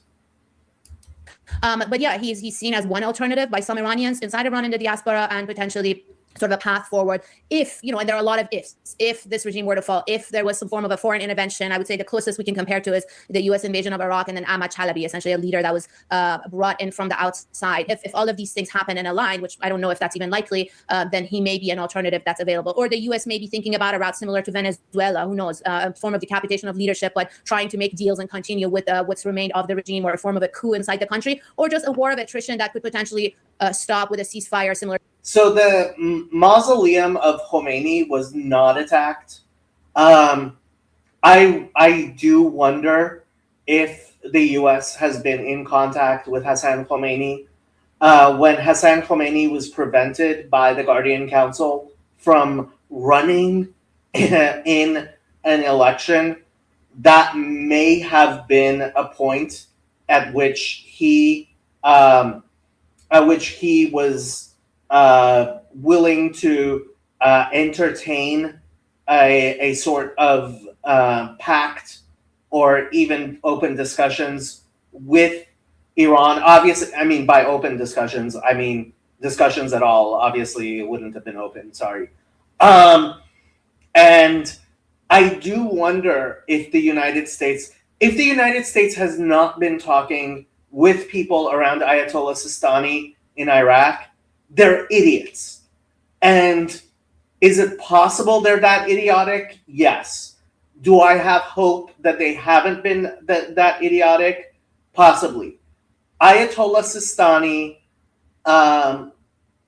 has more influence in Iran than basically anybody talks about. I think Ayatollah Sistani would probably be supportive of somebody like Hassan. Well, maybe not, because he fundamentally disagrees with the concept of Velayat Faqih. I don't know. There's a lot of religious tectonic architecture, like foundations to these discussions that in the West, because we have learned to ignore religion, we're not talking about. If Hassan Khomeini, I would not be surprised if Hassan Khomeini ends up being the next supreme leader and there's some sort of ceasefire negotiated with him. I would not be surprised about that at all. He would definitely be very weakened in Iran by the image that he is Trump's Ayatollah, but that is it is an option. It is an option. But I think actually Ebrahimian might have been more correct about the possibility of Iran disintegrating. The more things are going ahead. If Mojtaba Khamenei is dead, if Hassan Khomeini is dead, if Hassan Rouhani is dead, Iran fracturing is a much bigger possibility than it's ever been before in my lifetime. To what we saw in June. There's so many scenarios depending on how Iran fights back and how the US and Israel continue, and also how the neighbors react to this. Ebrahimian, on our show, we've talked to you numerous times about what happened in 1953, the US, together with Britain on behalf of BP, overthrowing Mohammad Mossadegh, the democratically elected leader, installing the Shah. Yes, you were saying. Hello. To new participants in the stream, there is a reference to what is a Kotlet, and beginning of the stream and in the description. There is a recipe in the description, and in the, later when it's finished, go back to the beginning and learn about it. Yes, there is a recipe for kotlet in the description. Jason Reza Georgiani is a Persian prince for an exiled regime too. I have never heard of this guy. And I doubt very much anybody named Jason is likely to be the next leader of Iran. And of course, this man, his son. Your thoughts on what this means? Well, it's a very different situation. I mean, in 1953, there was an Iranian military that was trained, equipped by the US, and both the British and the CIA had a lot of influence in the military, so they could organize the military. The present situation, there's a Shah in exile. There is no organization, a party in Iran that's pro-Shah. There's no institution. The military is very much pro, more extremist Islamic. The old army, this is 40 years beyond, those majors, captains have gone. It's been actually defanged. The old army is basically has a commissar system that's very much controlled by the clerics. So somehow out of the blue, is the Shah going to parachute in and declare himself king? Actually, I have to admit, I actually have heard of Georgiani. I just looked him up. He's a UFO guy, and yeah. Artisan, like, I don't know who you are, but like you're such a hilarious person. You really are. Oh, really, On God? You brought him up too? you and Artisan might be two peas in a pod. Although I doubt very much Artisan has a girlfriend that he's having sex with. The only alternative I could see is, I mean, like basically after the Napoleonic Wars, yes, the Bourbons were returned, but to do that, you needed the British army in France, you needed the Tsarist army, the Prussian army, the Austrian army. If you can get such a huge coalition of armies to invade a huge country like Iran, 90 million people, yeah, the Shah could be restored that way. But short of that, it's pure. I mean, the Shah's son. Shah's son. Or, I mean, the idea is just pure fantasy. And the people in exile. I don't think it's pure fantasy. I dismissed it just 6 months ago as pure fantasy. Look, I wonder if Professor Abrahamian here is aware of the vote in Nepal that the new prime minister, it would have to be something similar to the vote in Nepal for Pahlavi at this point to become the leader of Iran. But it's the vote in Nepal which makes me think that this is a possibility. Often have been so divorced from reality. And also there's such a blind hatred. It's more like the White Russians after the Russian Revolution, such a blind hatred that they think that anything is better, or even, they're even willing to have chaos, basically destruction of the country, to get rid of the present despicable regime. There is that type of blind hatred in Iran, especially after the massacres in January. Those massacres in January were a huge mistake. I'm not sure they had an alternative, but they were a mistake. To bring Ishan Tharoor into this conversation, former global affairs columnist. What? Are there any polling agencies that you trust for polling in Iran? No. No reasonable human being in Iran is going to speak. If you want a reasonable poll, see how many kotlets are being cooked up in Iran today. If you can figure out how many people are serving kotlet for lunch, that might give you a reasonable idea. For the Washington Post, Ishan, your response to what has happened, and put this in a global context for us. It's nice to have me on, Amy, and it's great to be part of this conversation.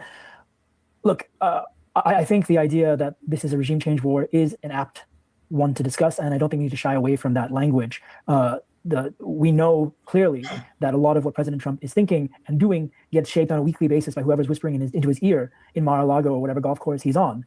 And the prospect that he has been probably told repeatedly by interlocutors in Washington, by Israeli interlocutors, that you, of all American presidents, have this historic chance to defeat this regime, to supplant this project, this almost 5-decade-long project in Iran that's been a thorn in all of our sides. I think the allure of that is huge for President Trump. And for whatever we can scoff at his pretensions about peacemaking, his desires, his previous rhetoric about calling again, his previous rhetoric, especially in speeches that. Young God, Artisan, I highly recommend the two of you get to know each other. Apparently, you two are made perfect for each other. You guys should make friends. Yeah, that'll be great. He delivered in the Middle East, condemning regime change wars in the past. I mean, the hypocrisy at this point is not even on the. It's irrelevant, because we're seeing this as an administration that. First and foremost, the through line in everything that it does is a kind of constant reminder to the rest of the world that it is unbound, that its primacy is paramount, and that it is allowed to set the terms as it sees fit. And they have long agreed with the idea that he's right. I was expecting him to start saying that Trump is doing whatever Bibi Netanyahu wants, etc. But this guy is. I mean, I am shocked at the level of reasonableness that democracy now has been showing. I think part of it has been that they, as their engagement with their audience has increased because of the internet, they've actually become a little bit more reasonable. That I think democracy now was more unreasonable when it was just Amy Goodman spouting her crazy ideas. As she's gotten older, as she's had to basically let go and let other people, as more audience participation has been happening, democracy now is not as visibly insane as it used to be. I'm actually surprised that some of this content seems to be worth listening to content. I thought I would just be here laughing at her crashing out. I would have liked to have heard her crashing out, but they can reset the table when it comes to the Middle East. What we're seeing right now is that the Middle East is the table. And I mean, just in this day's actions, and of course, worse may be to come soon, tomorrow and into the early hours tonight.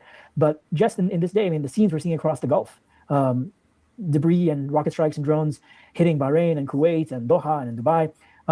This is pretty alarming, and this is really forcing very hard conversations and recalibrations in the Arab world. And I think for a long. He's right. I am shocked. From a former Washington Post columnist, this guy sounds like he's not a complete idiot. I am shocked. Long time, some of these Gulf states had, they've enjoyed positioning themselves as these kind of oases in the world. These hubs for tourism, for business investment, for expats all over the world, and you're getting that image getting quite dramatically punctured, and that has pretty big implications for Trump as well, because he has hitched so much of his foreign policy wagon to the powers in the Gulf, to the monarchies in the Gulf, and now you're going to have some pretty interesting conversations in the coming days, especially if this conflagration worsens. Reed Brody, you're a war crimes prosecutor. I wanted to quote some U.S. politicians like Congressmember Alexandria Ocasio-Cortez, who blasted Trump for the escalation, saying the American people are once again dragged into war they didn't want by a president who doesn't care about the long-term consequences of his actions. The war is unlawful, unnecessary, it'll be catastrophic. And Senator Bernie Sanders says that this operation is illegal, premeditated, and unconstitutional. Senator Sanders said Trump, along with his right-wing extremist Israeli ally Benjamin Netanyahu, has begun an illegal, premeditated, and unconstitutional war. Tragically, Trump is gambling with American lives and treasure to fulfill Netanyahu's decades-long ambition of dragging the United States into armed conflict with Iran. Again, that's Senator Bernie Sanders. Reed Brody, as you speak to us from France, your response. Well, look, these attacks are a clear violation of the foundational principle of the post-war legal order, which is the non-use of force. In the wake of World War II, the United States, particularly, helped design and champion a global system that prohibits states from attacking other states, except in two very limited circumstances. This is the world order that the U.S. engineered, and it's failed. And it's hilarious that these people imagine that they're anti-colonialists, anti-American imperialism, when they are supporting a where they are like, yeah, American hegemony is what we had and what we need, and that's the global order. It's honestly, it's the type of imperialism, the boomer imperialism that PVK talks about a lot. Yeah, set out I in mean, the and United another Nations. thing is also Khomeini is directly responsible for the deaths of thousands of Americans and Israelis. Correct. Right? Yeah. I mean, it is what it is. Charter. A state can only use force against another state if the Security Council votes to authorize a war, or where a state is the subject of an armed attack, which has been interpreted to mean an imminent attack. And obviously, neither of those situations hold here. I mean, President Trump has presumptively committed the international crime of aggression here, just as he did in Venezuela last month, and just as Vladimir Putin did in Ukraine. Interestingly, the Council of Europe has just established a special tribunal on the crime of aggression against Ukraine, an ad hoc international criminal tribunal. Ad hoc international criminal tribunal. Let me guess. It's a bunch of his friends getting together over cocktails and aperitifs in somebody's lounge. Aimed at prosecuting the Russian leaders who carried out that invasion. But obviously, I don't think we're going to see that kind of tribunal here. It's also important to remember under the U.S. Constitution that only Congress, not the president, has the power to declare war. The president obviously is the commander-in-chief, but he is obliged, at the very least, to consult with Congress before he initiates a war. The 1973 War Powers Act, which was passed in response to President Nixon's secret bombing campaign in Cambodia, codified this by legally requiring that the president consult with Congress before introducing U.S. armed forces into hostilities, unless there is, again, an imminent threat where the U.S. has been attacked. And we don't have any information that the president has consulted with Congress. He's required within 48 hours to explain the legal basis, the circumstances, how long the military action is expected to last. And then if Congress doesn't approve the war, if it doesn't authorize the operation within 60 days, he's required to stop it. So I think the president has violated international law here, and he's violated the U.S. Constitution as well. I want to talk about what's happening also on the ground in Iran. The reports that Nagar is getting on the ground, and also in Israel right now. Uri, I want to ask you, how many times have you gone into shelter today? What is it like? I mean, Israel started this with the U.S. attacking Iran, but now talk about what's happening there. Well, in my Tel Aviv suburb, it was anywhere from 13 to 15 or 16 times since 8:15 this morning, when our Minister of Defense decided to alert us to the fact that Israel was initiating what he called a preventive attack on Iran by sounding the sheltering sirens. But since then, it's been, again, 13 to 15 times over a 12-hour period, perhaps even more. We lost count. I think Israeli authorities are doing the best they can to always be prepared as a sort of a gross overcompensation for the events of October 7th, 2023. And they want everybody in shelters for as long as possible, even when there's a remote possibility of a missile or a rocket bypassing Israel's aerial defense. Again, this... You also have Iron Dome, and don't you have a U.S. aircraft carrier that's right there also targeting if there are missiles and drones? Oh, we do, but Iranian missiles and drones seem to be getting through all of these defense arrays. We have not been told to what extent, of course. Another classic Israeli move, not alerting the public to whatever is actually happening on the ground, but simply making sure everyone is sheltering. So that can be crossed off the list. We're only getting word from people like IDF Chief of Staff General Eyal Zamir, or even Prime Minister Netanyahu himself, that this operation will take as long as it takes, that it requires deep breaths. And now, as we were speaking, I received a push notice with a quote from Netanyahu saying it's likely that Khamenei is gone. I don't know what that means. I don't know if that is of any significance. What I can say about that is that it is simply a repetition of Israel's very standard modus operandi. That's what Israel does. Israel assassinates, it goes after... I have a comment. Anybody who claims that the government is hiding something is forgetting how small the country is. Yeah. If you have a missile hitting Tel Aviv and destroying, few houses destroyed completely and 200 people evacuated, it's not something you sweep under the rug, even if you wanted to. Yeah. Chezi was actually saying that they were taking in people from Beit Shemesh, including Apparently, he might have house guests himself. So yeah, yeah. With senior leadership, this has never worked. It never worked with Hamas. It never worked with the PLO. There's not a lot of reason to. It's never worked. He didn't mention Hezbollah. And I'm sorry, but yeah, it has worked with Hamas. And yeah, I'm not aware that Israel assassinated any PLO leaders. Assume it would work, certainly not instantaneously with the Islamic Republic. But the important thing as far as Israelis are concerned, and again, here there is subtly a newfound bonhomie between the IDF, the Israeli military, and the government after long months of tensions over Gaza. Everybody seems to be reading from the same messaging sheet right now, including senior military. Comment? Yeah. The day before Trump was elected, Netanyahu replaced his Minister of Defense. And then following that, after a couple of months, he could replace the Chief of Staff. And then after a long struggle with the courts, he replaced the head of the Secret Service. And now there are proper relationship between the army and the government. Okay, I mean, I personally have certain views about certain people from certain kibbutzim becoming certain leaders in certain elite parts of the IDF, but that's my very jaded view of certain kibbutzim having too much control in Israeli society. But that's I don't mind. Those people from the kibbutzim are good men, and I don't mind them getting the best position.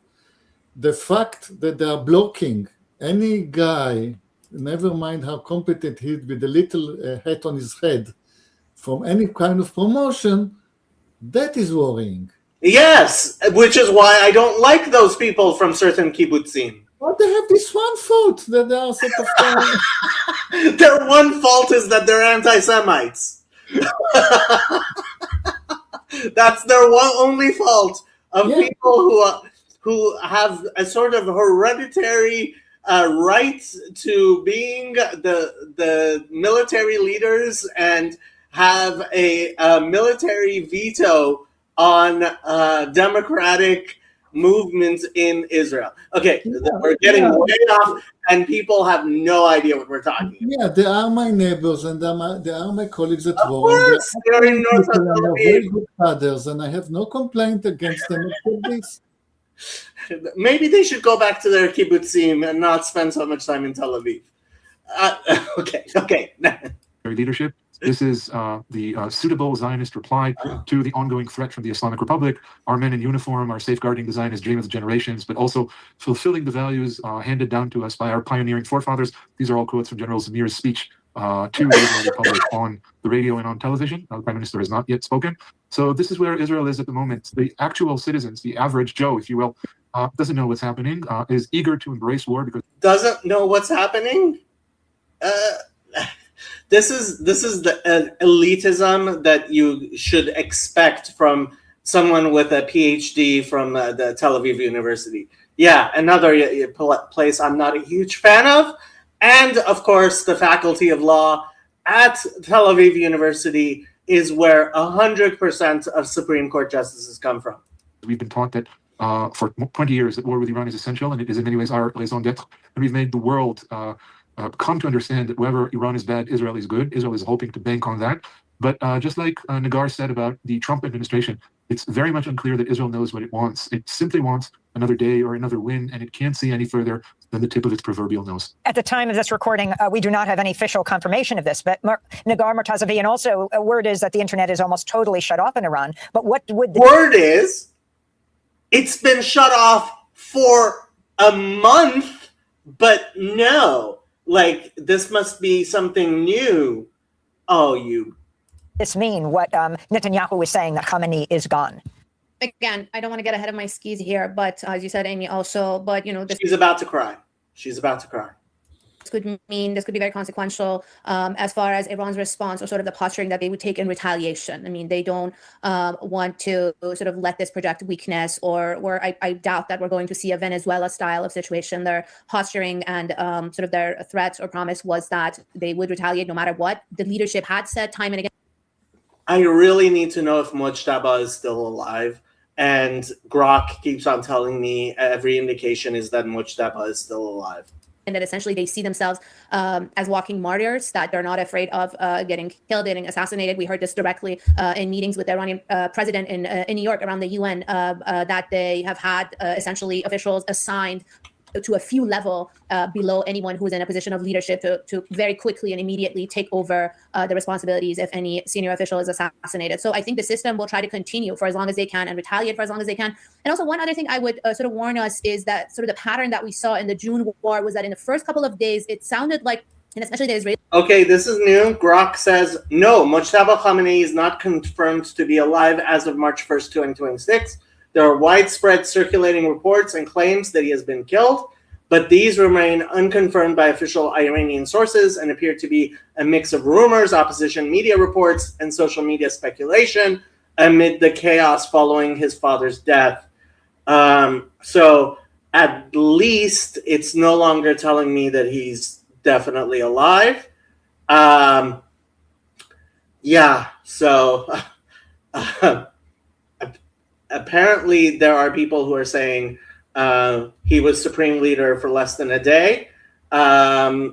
It's not clear if he's alive. So that's Mojtaba.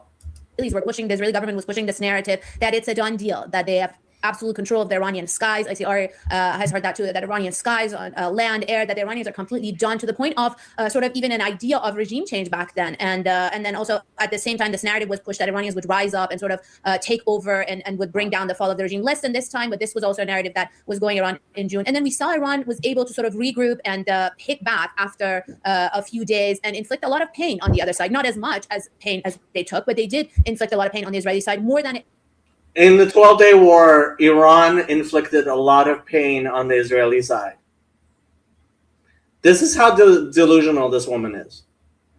Was expected, more than it was presented. And I think the other point is important, is that Iran's risk tolerance is a lot higher. So Iranian casualty was much higher compared to the Israeli. Yeah, the Iranian government doesn't care about its people. The Israeli government does. Correct. Casualty, but Israeli risk tolerance is a lot lower.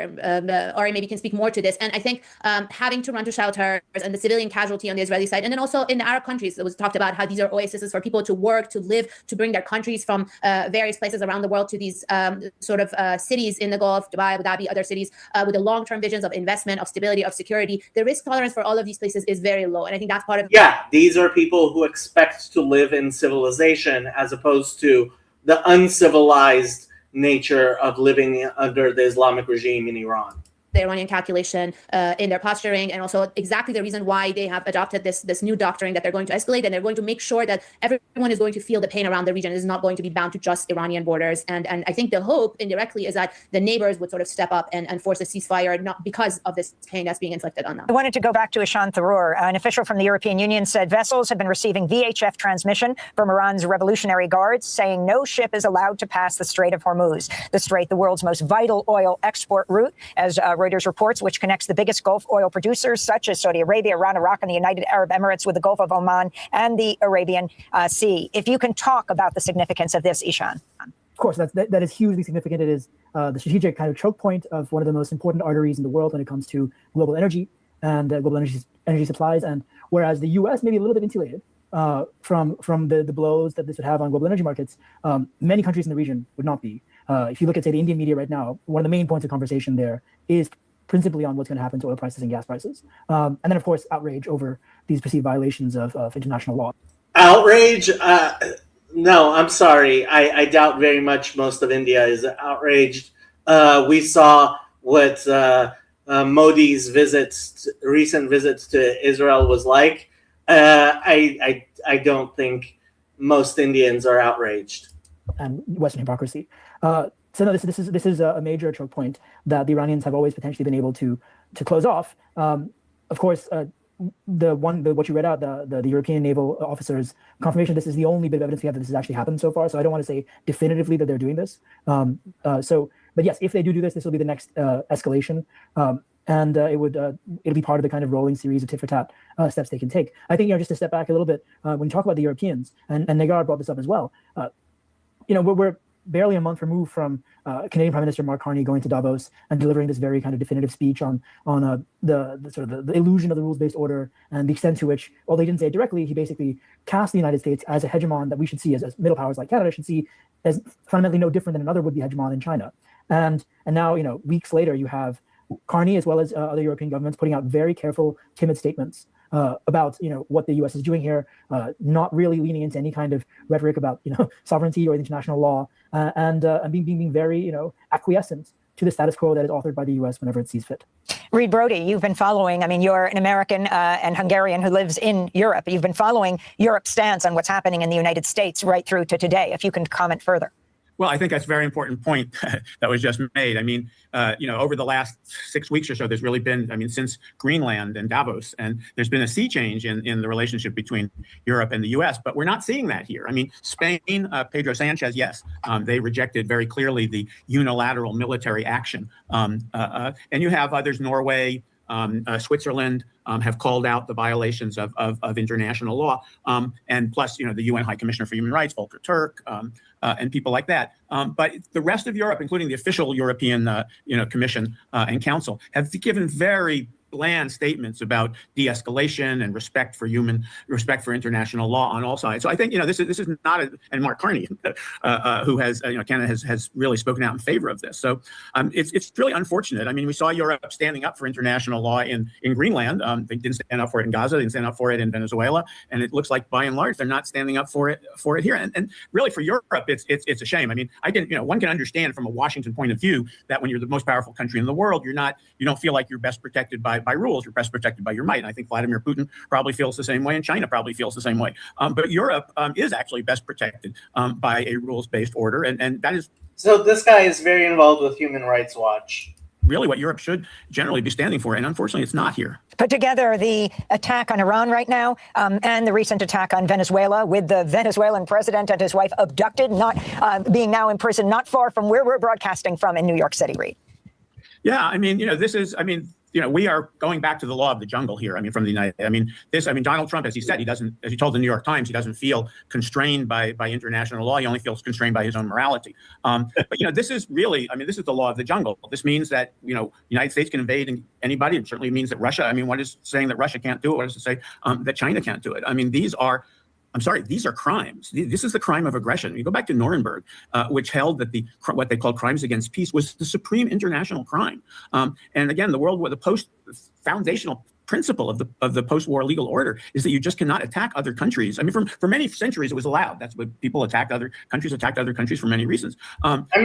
He's just describing the dissolution of the post-war consensus, and yeah, It was a farce. It is a farce, and I don't think it can withstand modern sensibilities. Regarding said dissolution, it is established in the Nuremberg trials that conducting medical experiments on unwilling human subject is a crime even worthy of death. Until this is handled and settled, nobody can ever mention the Nuremberg trials again.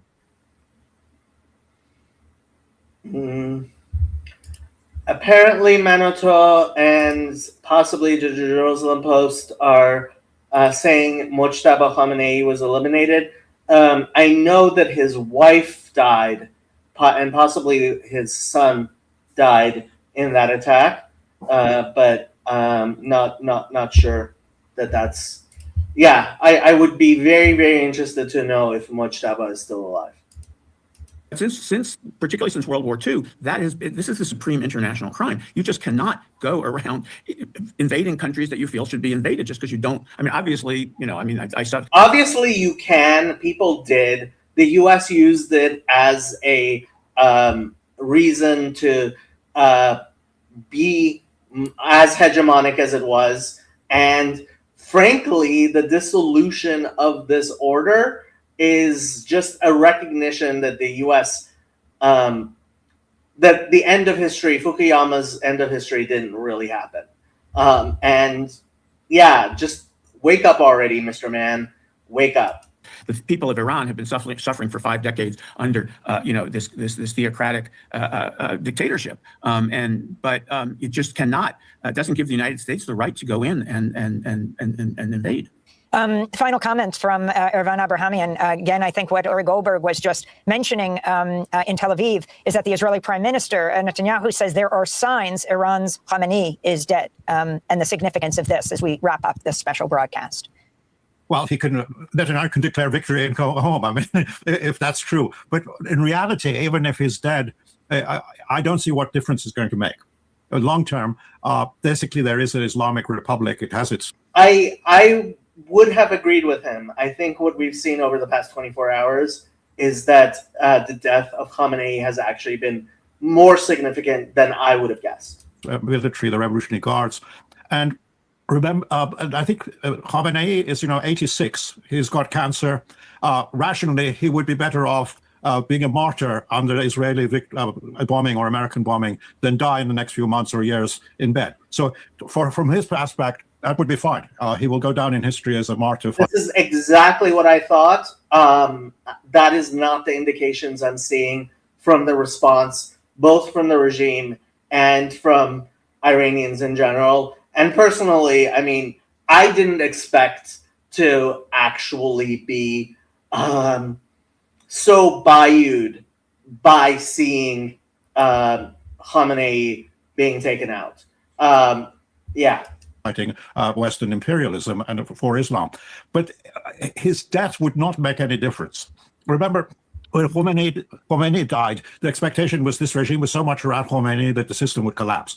The fact is the clerics were actually very careful from 1979 to build a very organized, centralized constitution and a bureaucracy. It's as if they'd read Max Weber about institutionalizing charisma and revolutionary power. So what they've done is... It's not as if they had read. I'm pretty sure they had read. And yes, Shia Islam is by its very nature hierarchical and institutional. It's just Khamenei was the leader for so long, and I think Iranian culture, Iran has never known anything other than a monarchy. And yeah, I mean, when you look at Iranian history, like, who's going to be the next monarch is a good question. And yeah, it's been, his death has been already, I believe, more significant than I imagined it was. Created all sorts of organizations that even if the top is decapitated, there are other people already there ready to replace them. In fact, much of the revolution. I'm actually really interested in further following what this Abrahamian is going to say. I'm probably going to include him in my list of people to listen to in analysis, because he's speaking sense. I'm not sure even if today he would say what he said yesterday. And this is from yesterday. That were assassinated in the June War were promptly replaced by others. And I'm sure they've done the same with the supreme leader. They already have candidates, people already lined up to replace them. So it's not going to make any difference politically. So it might be useful for a declaration of victory and basically say everything is ended. But the regime is going to be there. And this, again, the idea of replacing the regime with something else, you have to have something else to replace it with. And I don't see anyone actually. He is very dismissive of Pahlavi. I think he's too dismissive of Pahlavi. But I understand that view. Yeah, creating an organization to replace it. So in the diaspora, there might be a lot of the talk about the Shah, but he really does not have an organization or a base or an institution in Iran that could say, yes, the Shah. Have you been following the protests at the university campuses?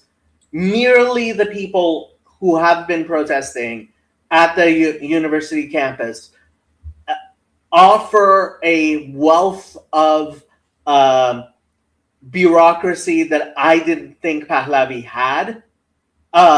His support basically was in diaspora, like in Beverly Hills, and the fact that multiple Iranian universities over the past week or so have been forced to shut down the campus, to go to online classes. That's significant, and he doesn't seem to be aware of this. Should come back and lead the country. So we're back basically in a no man's situation, war situation. Well, Ervan Abrahamian, I want to thank you so much for being with us, Professor Emeritus at the Graduate Center, CUNY, City University of New York. His books include Oil Crisis in Iran, From Nationalism to Coup d'etat, and Iran Between Two Revolutions. Professor Abrahamian was born in Tehran, Iran. I also want to thank Reed Brody, war crimes prosecutor, member of the International Commission of Jurists, and author of To Catch a Dictator, The Pursuit and Trial of Hossein Habre. Ishan Tharoor, former global affairs columnist at the Washington Post, among the third of the entire staff who were laid off. I'm really appreciative, Ishan, you could join us. Amazing that almost the entire Middle East staff of the Washington Post was let go. Nagar, all her friends are jobless. Oh, poor Amy. Poor Amy. Tazavi, Iranian-American journalist, host of the Iran podcast, senior fellow at the Center for International Policy. Ori Goldberg in Tel Aviv, independent Israeli political analyst, written extensively on Iran and Israel. And I want to thank Trita Parsi, executive vice president of the Quincy Institute for Responsible Statecraft, who started off this discussion as we end this special broadcast. I'm Amy Goodman. This is Democracy Now! She didn't crash out. I'm a little disappointed. This was 21 hours ago that they streamed this. Have they been saying anything else? Live. Is this their most recent video? Yeah, this is their most recent video. So, yeah. Oh, well. I mean, that was useful. Yeah. I did have a question related to Pahlavi, Reza Pahlavi. He's the guy who you think is going to replace Khomeini? Oh, no. He's not the guy I think is. He's the guy. This is Reza Pahlavi, and this might be a good time for me to go get some water and for people to take some time.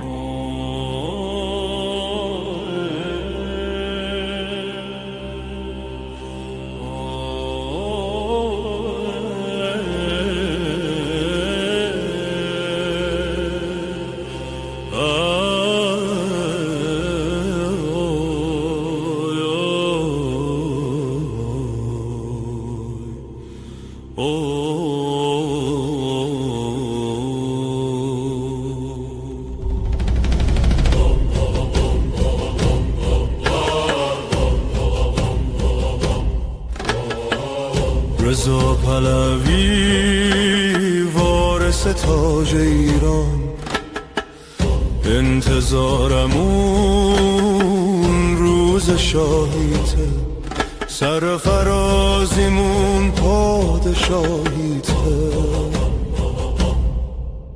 زن زندگی آزادی مرد میهن آبادی جاوید شاه جاوید شاه این ملت آزادی میخواد به جای غم شادی میخواد ایران آزاد شکوه دیرین میخواد زن زندگی آزادی مرد میهن آبادی جاوید شاه جاوید شاه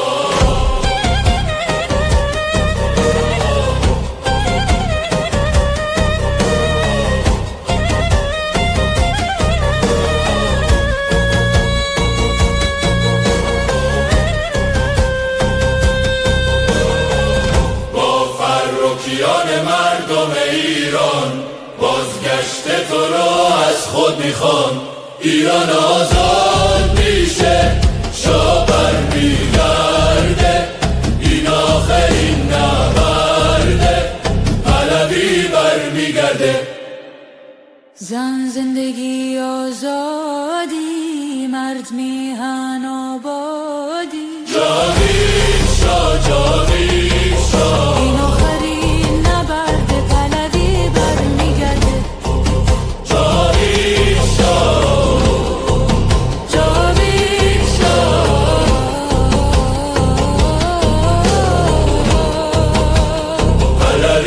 برمیگرده جاوید شاه.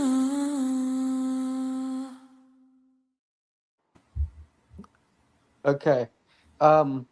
That's So, Reza Pahlavi.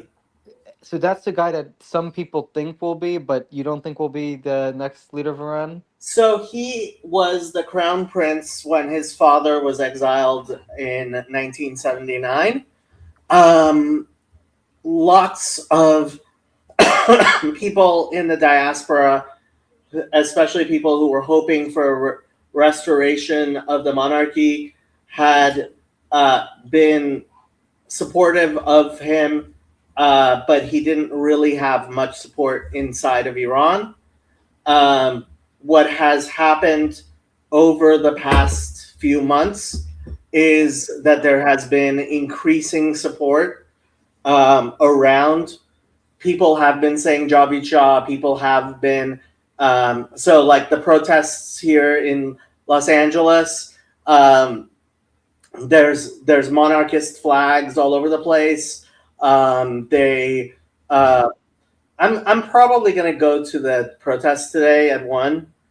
So that's in 2 hours. Yeah, it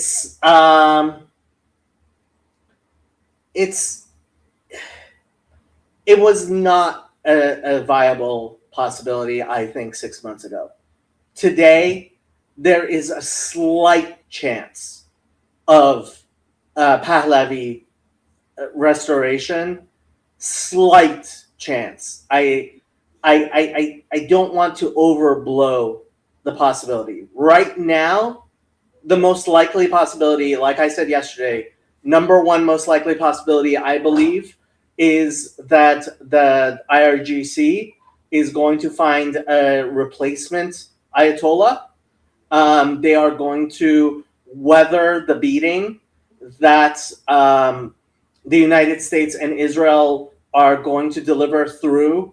And they are going to come out of this on the other side battered but defiant. And it's most likely going to be another hardline Ayatollah, whoever they can find. And there are enough Ayatollahs that it's possible that a hardline Ayatollah will be the next leader after the dust settles in 2 months. Okay. Number two possibility: Iran disintegrates. If the Kurds have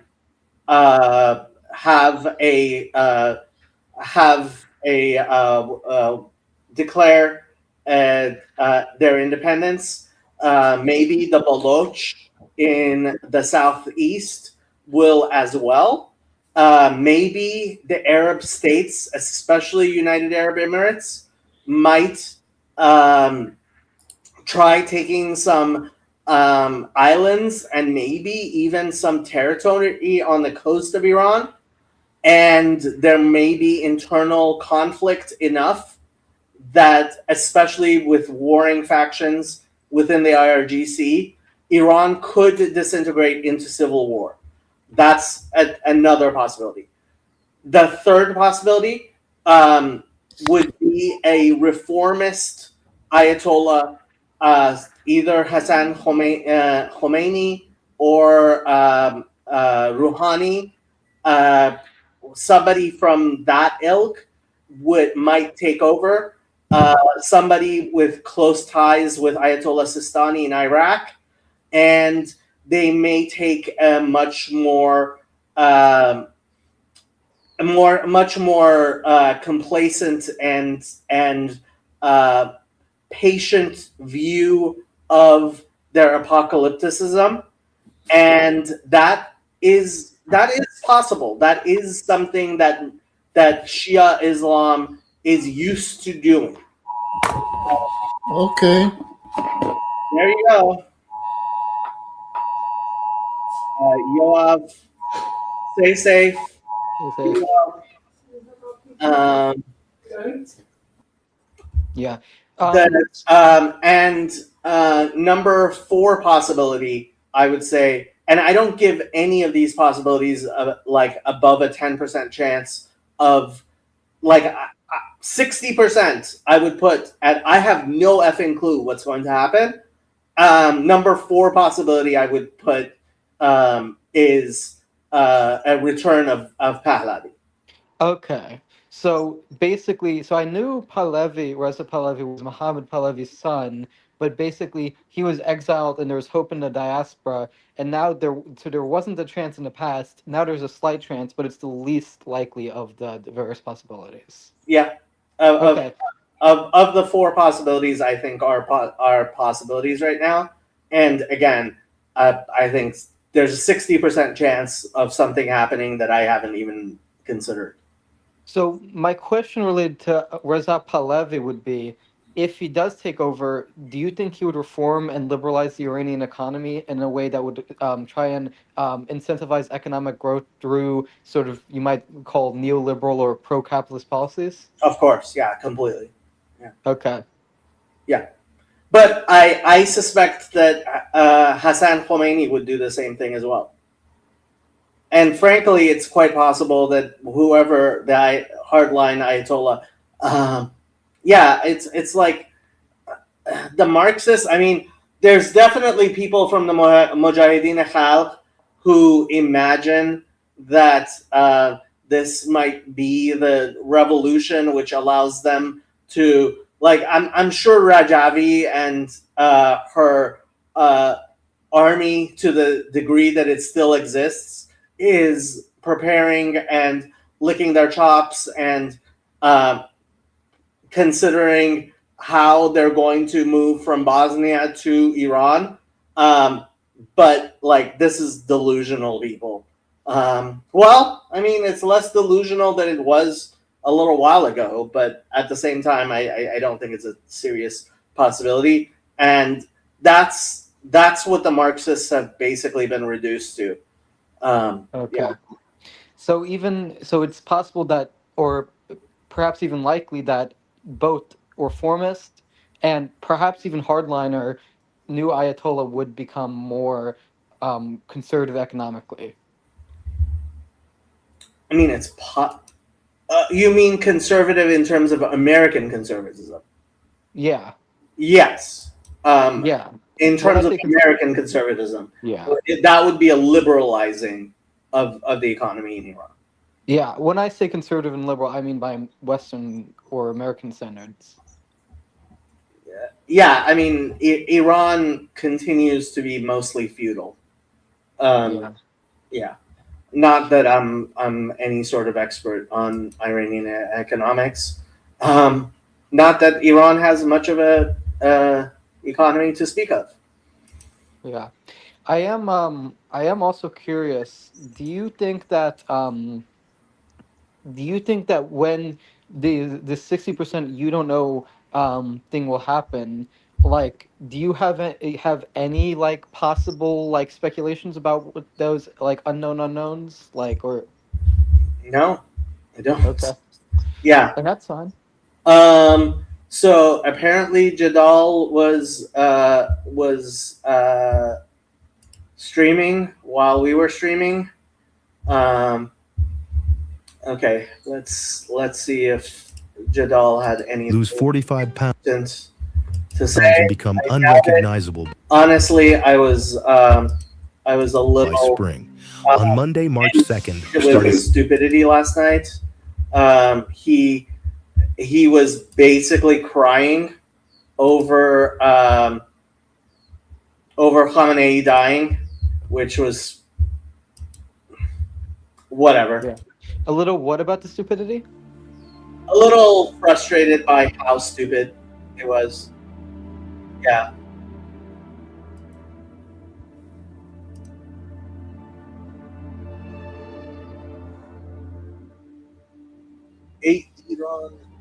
سلام دوباره، درود به همه شما بینندگان عزیز ارجمند جدال، به همه ایرانیانی که این لحظات دشوار و پیچیده، مبهم و تا حدی روشن رو می‌گذرونید. در چهارمین بخش ویژه برنامه‌های جدال پس از حمله و تجاوز آمریکا و اسرائیل به ایران هستیم و این برنامه هم اختصاص میدیم به مسئله آقای خامنه‌ای و همینطور هم the problem of Mr. Khamenei. Like I don't. He's trying to position himself in such a way that the hardliners will still like him. Yet people, expats outside of Iran, will not laugh at him. The fact he's doing all of this from London, honestly, the British government needs to throw the guy out. Although I suspect he may actually have permanent residency and possibly citizenship in England, which is sad.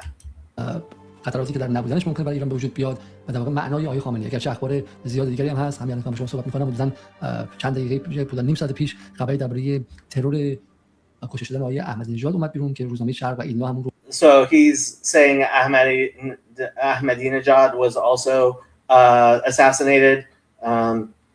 Shem Rashai Mirkov. تایید کرده بودن و دوباره من از منابع پرسیدم تکذیبش کردن و غیره. از طرفی خبر درباره حمله ایران به یکی از پایگاه‌های یا بهش میگن اسکله‌های نفتی امارات اومد و همینطور هم حمله ایران به یک نفتکشی که از تنگه هرمز می‌خواست عبور کنه و عملاً به نظر میاد که ایران تنگه هرمز بسته. من در طی برنامه این بحث رو خواهم کنم. So he's saying that Iran has attacked a port in the Emirates, not a port, a refinery, I guess, and is closing the Straits of Hormuz. That's not going to last. به نظر من داشتن یک تصویر بزرگتر از موضوع قدرت سیاسی در ایران در این لحظه چه بسا مهمتره. همچنین اخبار اومده از اینکه آمریکایی‌ها if they're attacking these Arab Gulf state ports, do you think the Arab Gulf states are going to get involved? I don't think they're going to get involved. They don't need to, but they're apparently enraged by these attacks, and it's swaying their views. Apparently, the Arab League is going to have some sort of meeting. I would be very surprised if there's retaliation from the Gulf, from any Arab countries. I would not. I can't rule it out completely. And if that, I mean, look, if I were the king of the UAE, I might do some pro forma attacks to let Iran know that no, we're not putting up with your bullshit. If you're going to attack us and establish some sort of deterrence, I don't know if they're going to do that. Partially because a lot of these Arab states, they spend a lot of money buying a lot of equipment from the United States that they do not have a military capable of using. And they rely on the United States to take that money and protect them as a sort of bribe, which has worked and continues to work. So, if anything, they are calling up Marco Rubio and chewing him out for allowing these attacks upon them, and demanding that that the United States take more decisive action to defend them. I don't know if that's a possibility, but I mean, at this point, you have a flailing corpse of a regime that, like, it's a chicken with its head cut off. So who knows? به ایران آتش بسی رو پیشنهاد دادن که ایران به شدت اون رو رد کرد. سلام امیر، امیدوارم خوب باشی و یه صدای من رو میشنوی؟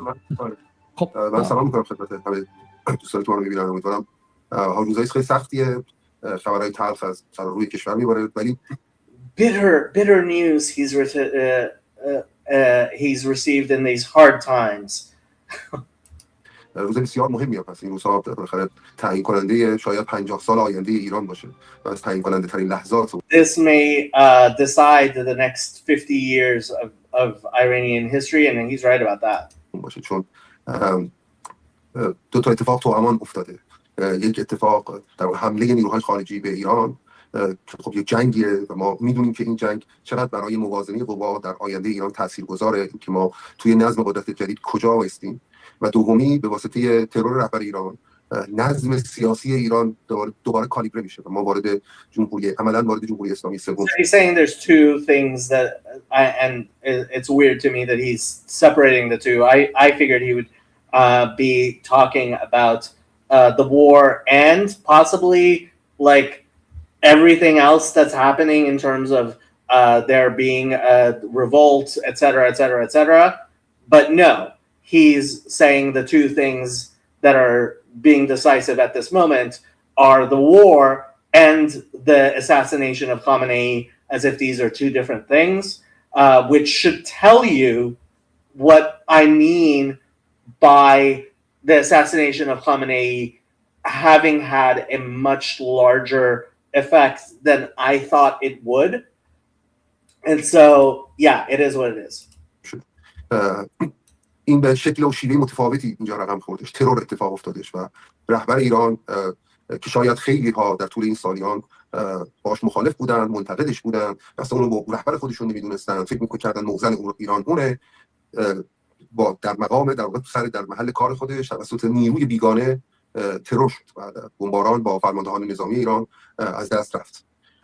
و این برای ما تعیین کننده است. ما فراموش نکنیم ما آدم‌های 30-40 ساله، بالای 40 سال یه مسیری رو اومدیم، یه چیزهایی رو دیدیم دیگه. خب یه اشتباهاتی هم کردیم، یه تصمیمایی گرفتیم، خب یک جاهای چیزهایی رو ندیدیم و ما باید در دوران He's claiming that there's being some sort of resolve of people who used to be critical of Khamenei now feeling more warmth towards him. I'm personally doubtful. I don't know. Again, I want to know how many people are serving Kotlet in Iran today. I want to know how many people who were at least supporters of the regime, maybe a little bit critical of Khamenei, now feel vindicated in their criticisms, and how many people find this death disappointing enough that as they go through the stages of grief, they are going to blame Khamenei. And blame is one of the stages of grief, which who knows how this is going to shake out. که دوران بسیار سختی برای ما خواهد بود، دوران حساسی برای ما خواهد بود و خیلی تصمیم گیری های ما تعیین کننده است که دوران آینده چطور. And I have to say, this Ali Alizadeh has been talking about the importance of confronting people who blame Khamenei, which just tells me that he's hearing that there are people blaming Khamenei. Depending on how strong that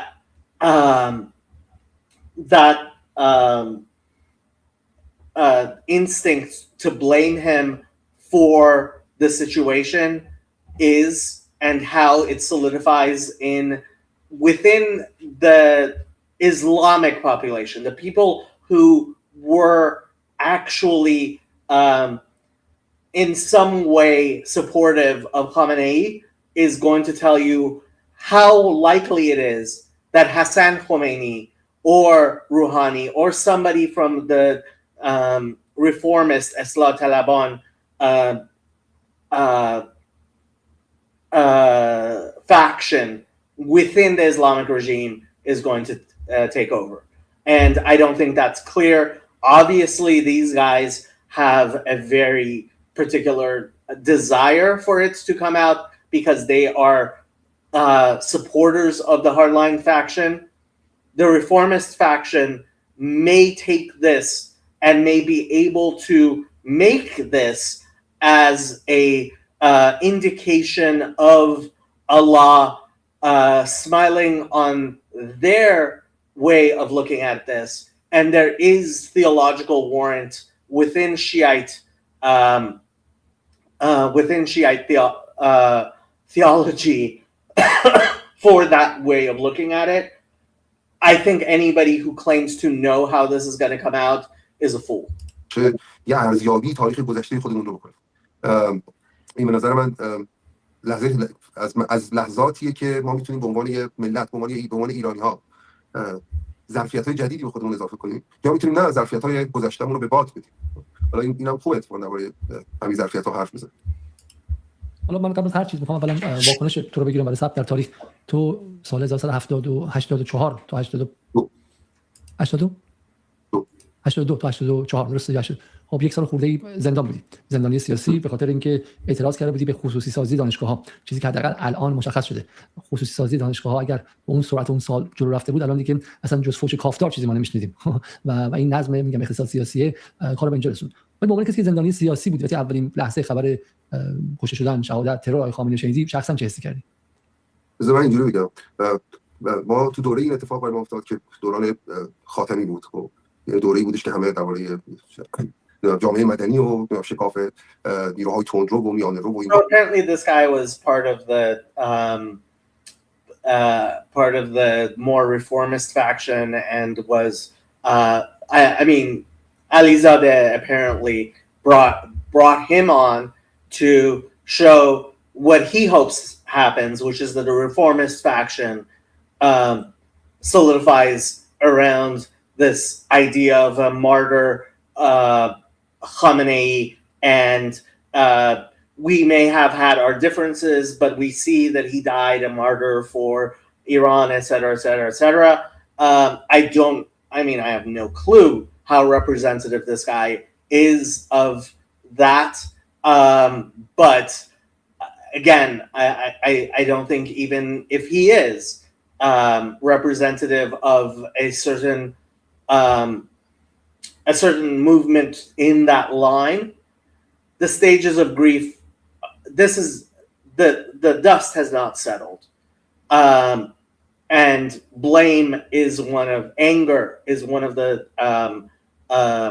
stages of grief that people are going to go through as they grieve for Khamenei.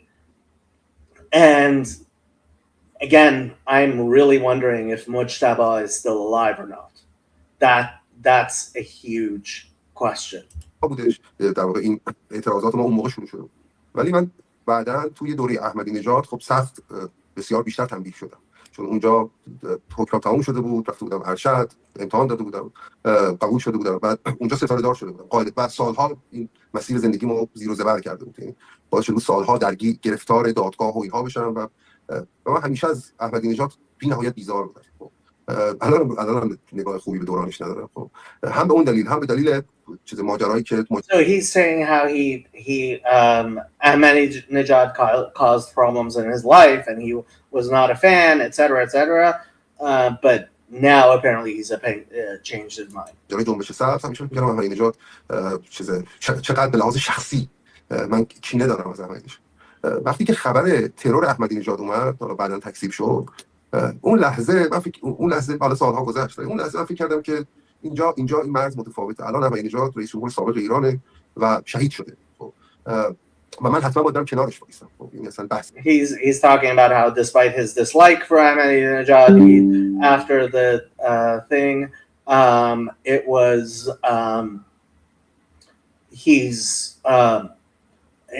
he felt that Ahmadinejad is now a martyr and he should stand by him.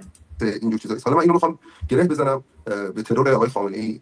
ما به عنوان آدمایی که توی نظام ولایت فقیه زندگی می‌کنیم. And he's connecting this to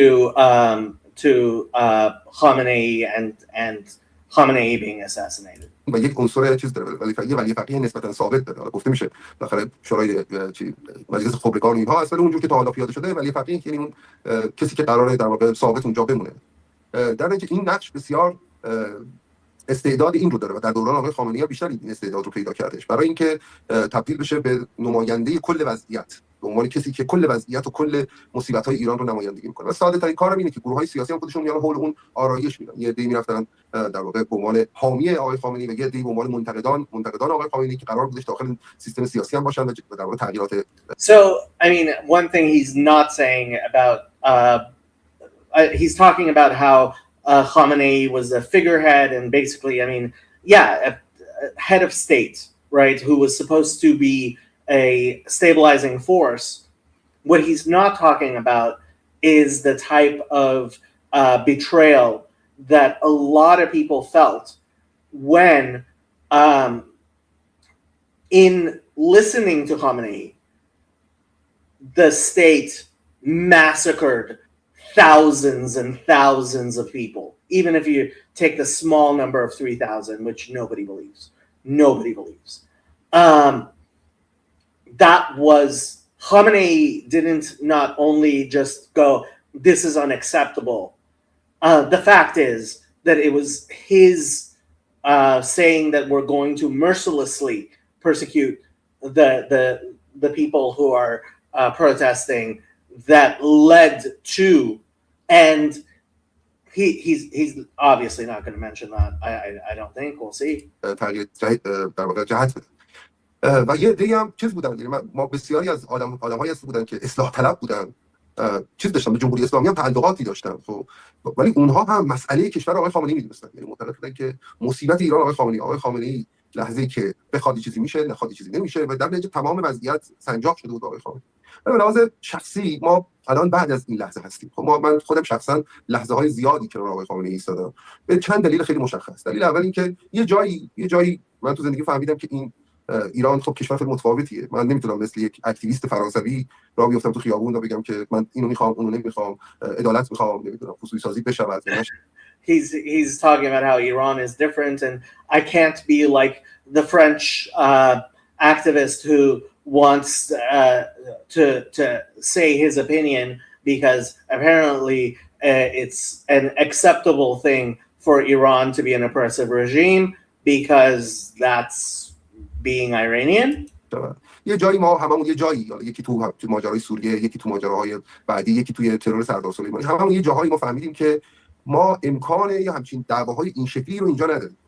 اون دعواها خاصی کشورهایی که مسئله امنیتی ندارن. اون کشورها به محض اینکه مسئله This is something that is a freedom that people who don't have security issues that Iran created for itself.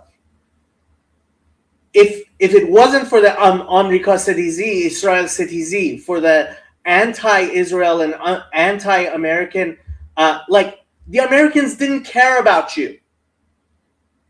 If you would just stop poking the bear, you could have lived your lives, but you refused. Stop poking the effing bear. But that's what you were doing. And he's refusing.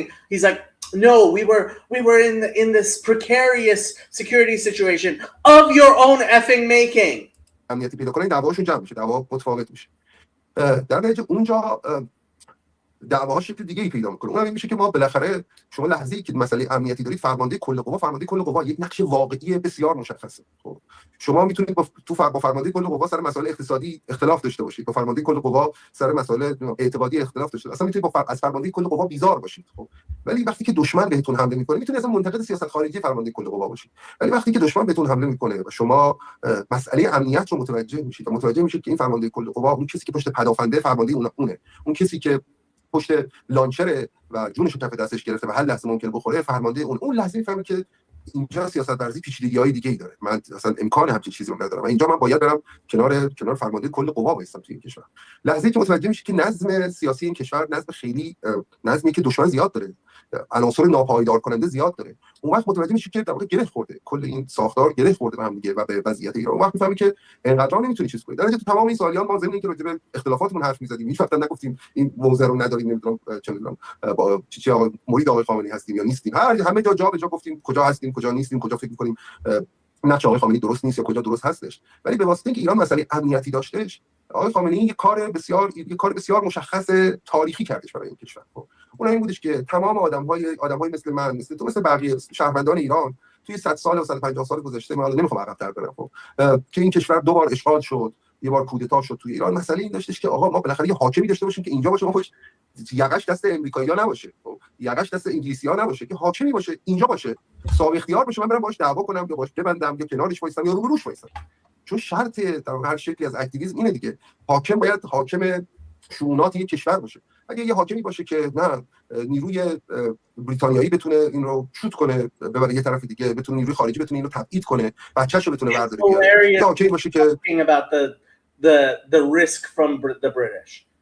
This is precisely what I was talking about in terms of like the British being the Jews of Iran.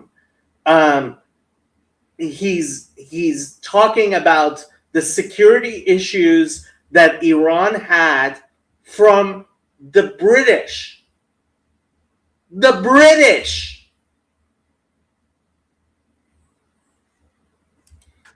چه میدونم برای کوچکترین تصمیم باید با امریکایی‌ها هماهنگ کنه، اون وقت تو هم خواه نخواه برای حل مسائل باید سراغ امریکایی‌ها بدی، چون میدونی اون حاکم خیلی مهمی نیست، چون اصلا اختیارش دستش نیست. در نتیجه انقلاب 50 مثلا واسه همین رقم خوردش دیگه، که ما یه حاکمی داشته باشیم که این حاکمه برای ایران باشه، حاکم ایران باشه، خوب یا بد، شاه ایران باشه، حاکم ایران باشه، رهبر ایران باشه، دولت توی ایران باشه.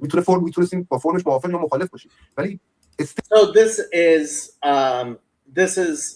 Alizade's entire thing, that the Islamic Republic, no matter whether you liked it, you didn't like it, it provided it decolonized Iran, an Iran that was independent, and that the leader was a leader from Iran who was making decisions in Iran, as if Iran as a nation among others, and certainly not the ruler of other nations, could be this atomistic country that did not have to in any way. And honestly, this comes from this idea of being the Persian Empire, right? There's a Persian saying, that like a person's elephant remembered India, meaning that he's being driven by his baser instincts of his youth, and that's how these people view an Iran that is basically Persia and alone in the world, and without any involvement of other countries. And it's ridiculous. It's ridiculous. Completely ridiculous. The one word for it is Ordei, and I don't even know how to translate that. نماینده استیت توی ایران باشه. این واسه همین لحظه 57 برای ما خیلی تعیین کننده است. ما از اون لحظه نمیتونیم عقب بریم. اون لحظه ما عقب بریم تمام دستاوردهامون از بین میره. اون وقت ما گرفتار میشیم. لحظه دوم که آقای خامنه‌ای نقش بسیار تعیین کننده‌ای داشت، فقط آقای خامنه‌ای نبودش، تمام بچه‌هایی بودش که جوانایی بودن که تو دهه 60 رفتن و جنگیدن، خب و اونها فقط نجنگیدن، خب اونها بعد از جنگ به دفاع از ایران فکر کردن، و یک کار معجزه‌آسا و منحصر به فرد کردن. ما تو تاریخ مدرن جهان شاید حالا همه جای دنیا رو نمیدونم، اونقدری که من میدونم کشورهای تو سطح ما همچین کاری نکردن. شما فکر کنید یه سری آدم رفتن 300,000 تا جوان رفتن شهید شدن، از اونها چند صد هزار تا باقی موندن. اونایی که باقی موندن بخشیشون اومدن فکر کردن که خیلی خب ما چطوری از این کشور میتونیم دفاع کنیم بدون اینکه از روسیه تفنگ بگیریم، بدون اینکه از چین بتونیم اسلحه بگیریم، بدون اینکه از امریکا بتونیم اسلحه بگیریم، ما با چه اسلحه‌ای میتونیم از این کشور دفاع کنیم. خب و رفتن با نمیدونم یه حلب از اینجا آوردن، یه چیپ از اونجا آوردن، 50 بار امتحان کردن، 100 بار اشتباه زدن تا یه فناوری دفاعی برای ایران ساختن که ما توی 24 سپتامبر اشغال نشیم. خب ما گوش رهبر ما دست بیگانه نباشه بگه حالا برو بچت بیاد، الان من چیزت میکنم، الان نیاز نیستش، الان این کارو بکن اون کارو نکن. در نتیجه ما الان جایی از تاریخ ایستادیم که دو تا دستاورد خیلی مهم داریم و این دستاوردهایی نیستش که ابدی باشه. خب ما میتونیم از این دستاوردها دفاع کنیم و این دستاوردها رو تبدیل کنیم به دستاورد سوم و چهارم، میتونیم اینا رو رها کنیم و نابود بشه. دستاورد اول این که ما به عنوان یک کشور یک بار یک انقلاب کردیم، چند صد هزار تا جوان توی یک جنگ میهنی رفتن جونشون از دست دادن، به واسطه اون انقلاب خشونت‌های بسیار زیاد تو جامعه روا داشته شد، عده‌ای زندان رفتن، عده‌ای مخالف بودن، عده‌ای موافق بودن، کلی جوان اعدام شدن. خب هزینه یک انقلاب برای چی دادیم؟ ما یه هزینه یک انقلاب برای این دادیم که رهبر ایران، شاه ایران، دولتمرد ایران باشه، مجبور به هماهنگی با سفارت امریکا نباشه. برای این دادیم که وقتی که در واقع میریم یه جایی بدونیم درگیری ما با دولت تو ایرانه، میتونیم ازش بخوایم یا ازش نخوایم. بعد برای چی دادیم؟ بعد برای این دادیم که بتونیم جلوی دشمن خارجی، این دشمن خارجی موقعی کشور همسایه است، یه موقعی مثل الان بزرگترین امپراتوری در واقع نظامی همه تاریخه، خب جلوی دشمن خارجی بتونیم از خودمون دفاع کنیم. خب و ما این دو تا ظرفیت رو الان داریم و الان به لحظه پایان آقای خامنه‌ای رسیدیم. آقای خامنه‌ای این دوتا رو بخشی از این پروژه ملی توی ایران بودش، بخشی از پروژه استقلال خواهی و توانمندی نظامی توی ایران بودش. من کوتاه کنم، در الان یه صحنه بسیار روشن داره، صحنه خیلی روشنه. خب به رغم بمب و جنگ تبلیغاتی و اینا، صحنه ولی بسیار روشنه. خب شما یا کنار پروژه ملی ایران هستید، پروژه ایران ساخت ایران هستید، ایرانی از قبل اگر وجود داره مدام باید ساخته بشه. خب پروژه ساختن کشور ایران هستید، پروژه ساختن آینده هستید. خب اون وقت نیاز به امنیت دارید، نیاز به نیروی مسلح جدی دارید، نیاز به اصرار بر استقلال و دولت ملی دارید. خب بقیه مسائلتون میتونید دعوا کنید باهاشون حل کنید، یا نیستید و نیروی آینده سوزید برای ایران. خب نیروی آینده کش ایران هستید. خب و میتونید برید اصلا میتونید از دشمن خارجی بخواید بیاد که ببین من نونم کمه، این حاکم ظالمه، اینجا دموکراسی به اندازه کافی نیست، اینجا من به اندازه کافی آزادی اجتماعی ندارم، بیا این حاکم رو بکن. I don't know if I even care to comment on the bullshit that they're saying. و همون قصه دوباره ادامه داره. ما راه سومی نداریم. رجوع کنید به دوران پس از کودتا، ببینید روشنفکران ایران، نویسندگان ایران، سیاستمداران ایران چه سیاهی رو طی کردن و ما تقریبا ادبیات فارسی پس از ادبیات فارسی مدرن ما تحت تاثیر اون کودتا، از اخوان و نیما و شاملو و احمد محمود و چه میدونم فیلم ها و چه و ما از اون لحظه کودتا اینقدر تلاش شد، اینقدر تقلا شد تا توی 57 یک روزنه‌ای باز شد به واسطه اسلام. این بار کودتا خیلی ملی بود، گفتارشی آیت الله کاشانی کنارش بود برای اینکه پایگاه مردمی‌تر، اسلامی‌تر و بازار و اینها بیاره. He's telling the history of the revolution. Honestly, I'm not sure I care. Let's see what this woman has to say. این نیرو با این ساخته شده. ما میتونستیم نیروهای دیگه یه جور دیگه ساخته بشه، نشده به هر دلیل دیگه. در نتیجه خیلی به نظر من نکته خیلی جالب بود و یادآور این بود که اتفاقا در مورد سنوار هم همین میگفتن سنوار زنش به قول معروف اون کیف گران قیمت دستشه، اون کیفای چینی تقلبی که دستش بود، خودشون در زیرزمین‌ها در جای امن هستن، بعد مردم دارن به کشتن میزنن، بعد اینکه سنوار به اون شکل قهرمانانه لای خرابه‌ها با یه تکه چوب مرد. و این جالبه که ما در هیچ لحظه‌ای از به قول معروف سایکولوژیکال اپریشن های اون طرف مسئول نیستیم، چون اون طرف هم پهپاد داره، هم موشک داره، هم F-35 داره، هم بمب اتم داره، هم غیره داره، همین که دانشگاه روانشناسی داره، دانشگاه کوگنیتیو ساینس داره، دانشگاه مطالعات و ارتباطات داره، دانشگاه استفاده از هوش مصنوعی. So this is his incredible inferiority complex.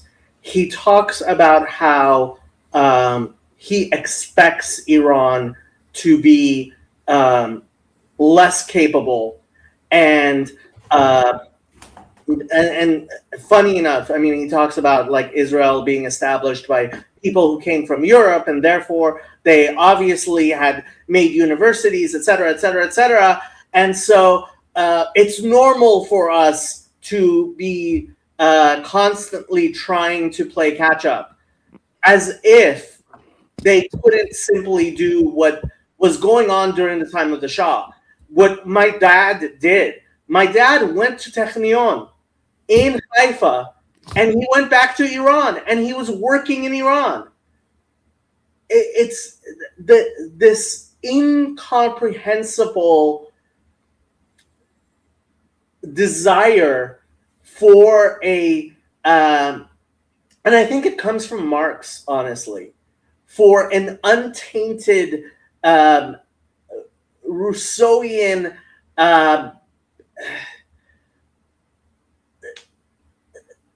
bringing forth and something untainted, completely untainted, right?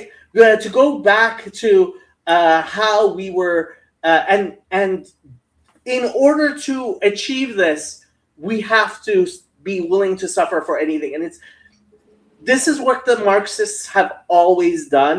And it's incomprehensible that in the year 2026, there are human beings who consider themselves intelligent and still follow this line of reasoning. Yeah. I mean, human stupidity is incomprehensible. Yeah. Yes. There's two things about that. So the first thing is the hypocrisy in claiming there's no such thing as human nature, but that also human nature is intrinsically good and it would be good if it weren't for the oppressive structure is hypocrisy. And the second thing is Islam is inherently incompatible with Marxism, to my understanding.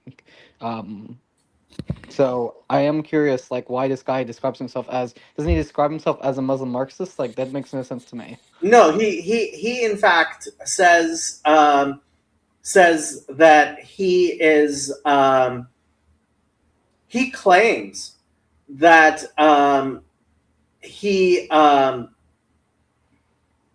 he claims that he is in fact a whatchamacallit. He is not a Marxist, but this is because of his small differences. He's like, oh no, I completely disagree with the Marxists, when basically his view is completely embedded in Marxism. And the critical theorists do this all the time. So nothing new, nothing surprising. It is what it is. There's this debate, Jordan Peterson versus Zizek. Yeah. Peterson was all geared up to argue against Marxism and found it, and his opponent denied it ever heard of the term. Yeah, he's Marx. Who's a Marxist? Nobody's a Marxist. Like, what is Marxism again? It's like, oh, oh God. Okay. Let's see what this woman has to say.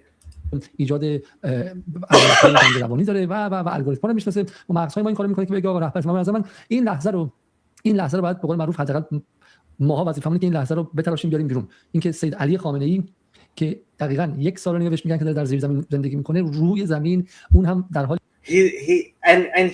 he's been hammering on this point for not just this minute, but he did a whole stream on Khamenei saying how they were saying that he was hiding, and when he died he wasn't hiding.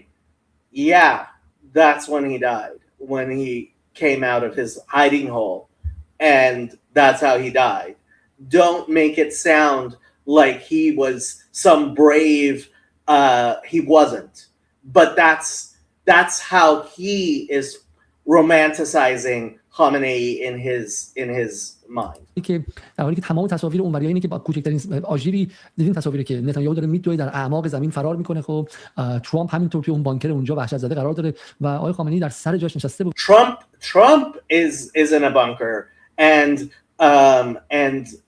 Netanyahu is fleeing, and Khamenei was the one who is willing to be martyred by being brave. Bullshit. Complete and utter bullshit. و این نظام خیلی وصله به اون لحظه‌ای که قبلش گفت مثل منی با مثل تویی بیعت نمی‌کنم. و به نظر من تئاتر یا در واقع تئاتر معنی نمایش، معنی خیلی شکسپیریش، یک صحنه نمایش آقای خامنه‌ای از لحظه رفتن خودش گذاشت. He's saying it was a cinematic death. It was a theatrical death that Khamenei had. خیلی صحنه اسطوره‌ای تاریخی ملت ساز بود. یعنی this is something that will go down in national history. من گفتم که در جان خود در کمان کرد، در جان خود در کمان کرد آرش. خب و این لحظه آخر زندگی خودش رو تبدیل کرد به آخرین ملال. من فکر می‌کنم که روی زمین بودن آقای خامنه‌ای مثل اون چوبیه که سنوار پرت کرد به سمت پهپاد، یعنی آخرین. He's comparing it to the stick that Sinwar threw at the drone when he was basically dead, which yeah, some people did find that to be heroic, but ultimately I honestly don't think you want to be pointing to Sinwar as I mean, I've been waiting to see the dominoes thing from Sinwar to the Islamic regime. The meme that people make. I haven't seen that yet, but the incredible, I mean, Purim is coming up, the Nahapachu, and it was turned upside down is a theme of Purim. right? That the gallows that Haman was building for his enemies was used for him and his own sons. V'na'apahu. October 7th has been the greatest disaster for the enemies of Israel. I 3 years ago, if you told me Israel would be in the situation that it is now, I wouldn't have believed you. And it's like, there's a reason why Rashida Tlaib is crashing out on Twitter. And actually, apparently, Ilhan Omar is also crashing out on. Trump is proving that sometimes you can just do things. لحظه آخرین شانس. آقا ببینید که ما روی زمین میمیریم، ما در زیر زمین نمیمیریم. اینجا زمین ماست. کسی بر ما دیکته نمیکنه که بالا باش، پایین باش، قایم شو، قایم نشو. ما دیکته میکنیم به شما تو اسرائیل که الان همتون بود دوین. We're dictating to Israel who hides and who gets to stay on the thing. Sorry, Yoav, but he's telling you shouldn't be going into shelters, as if Iran has shelters for its people. It doesn't. I don't have a choice. I have a wife. I'm going to be dragged by my ears to the shelter. Good. I agree with your wife. You should go to your shelter. Yeah. You should go to your shelter. شما به ما دیکته نمی‌کنید که ما کجا باشیم. زمین ماست، آسمان ماست و ما تعیین می‌کنیم که کجا. This is our land. This is our sky.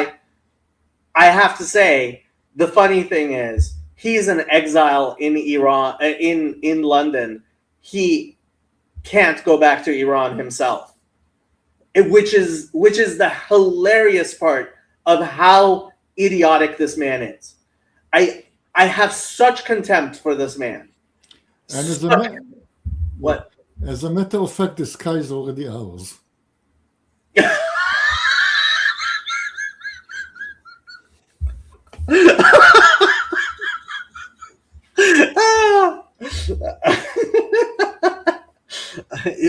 You have a point there. You do have a point there. You do. And he's saying this from London. That's the point. He's saying this from London. هزینه‌اش کشته شدن این هزینه رو هم میدیم. خب اما نحوه زیستمون رو خودمون انتخاب میکنیم. و از این پیام مثلا یکی از ملت سازترین کنش‌های این زندگی به قول معروف زندگی سیاسی 50 و چند ساله آقای خامنه‌ای بود. حالا خانم محمدی ما پیوسته از بیرون از کادر هستن که مثلا وسط‌تر بیاد. خانم محمدی امیدوارم نه بیرون کادر خانم محمدی شما خیلی بعد دو منطقه بچرخونید. خیلی بهتر شد. بله عالی شد. حالا شما خوب خانم محمدی. سلام میکنم خدمت شما آقای خراسانی و حال من مثل حال شما و ده ها میلیون همیهنم. He's feeling the same way. She's feeling the same way as tens of millions of Iranians. Apparently, she finds this very sad. I'm guessing she's not making kotlet tonight. هرچه هست تسلیت میگم واقعا به میلیون ها ایرانی همیهنانمون که در این لحظه عزادار هستن برای اینکه رهبر کشورشون رو از دست دادن. بسیاری نیروهای خادم ملت در این حادثه مشخص مسلمی که از بین رفتن، حتی کودکان معصوم دبستانی. And she's talking about the kids that died, which is sad. I mean, obviously, I think it's horrible that all these little girls died. Yeah.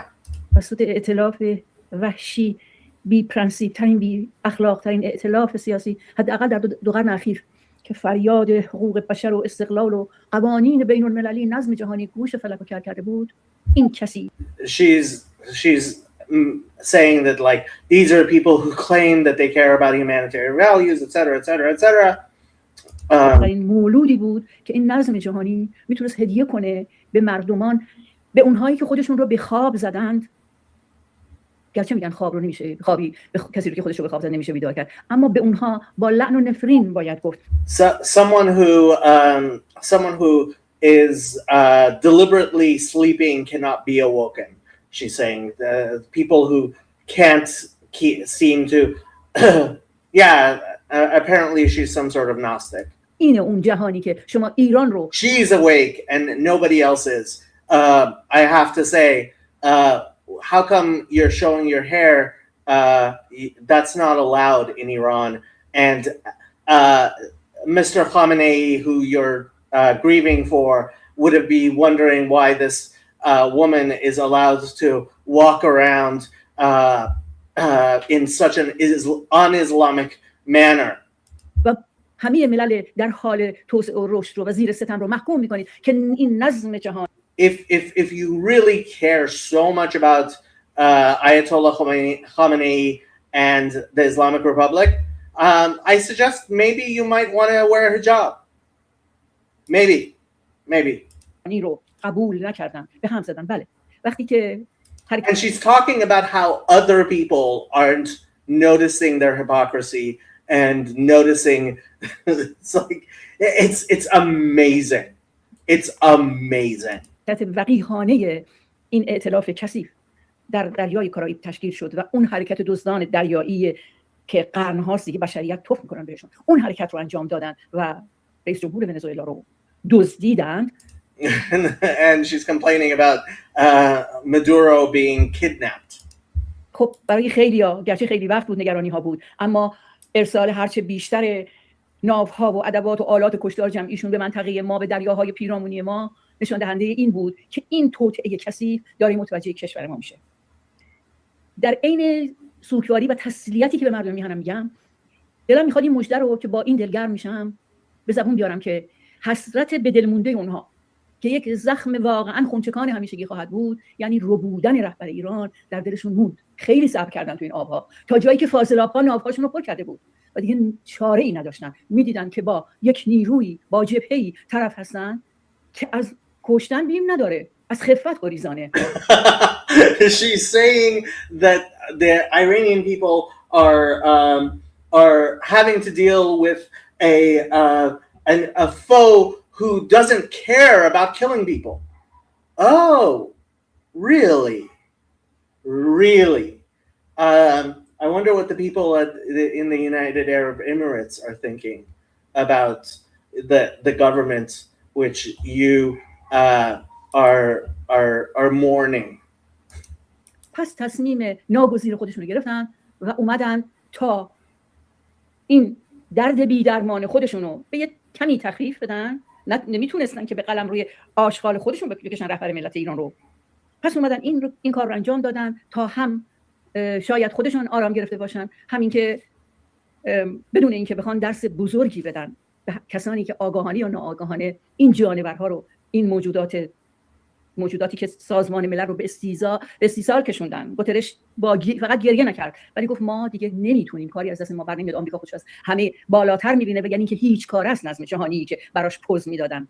و بهتون بگم این توطئه خیلی سازمان یافته است. چرا هنوزم آمریکایی‌ها حرکات خشنی نمی‌کنن؟ چرا هنوز آرومن؟ برای اینکه بیش از یک ماهه، قریب 2 ماه که یک جریانی He's expecting the American people to be like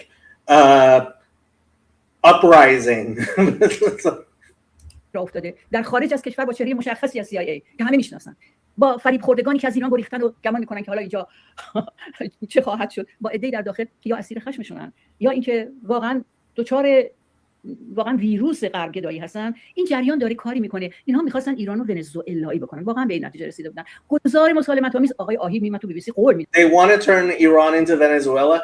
You turned Iran into Venezuela turned itself into a backward country, and you turned Iran into a backward country, and it was completely a self-inflicted wound, and you're an idiot.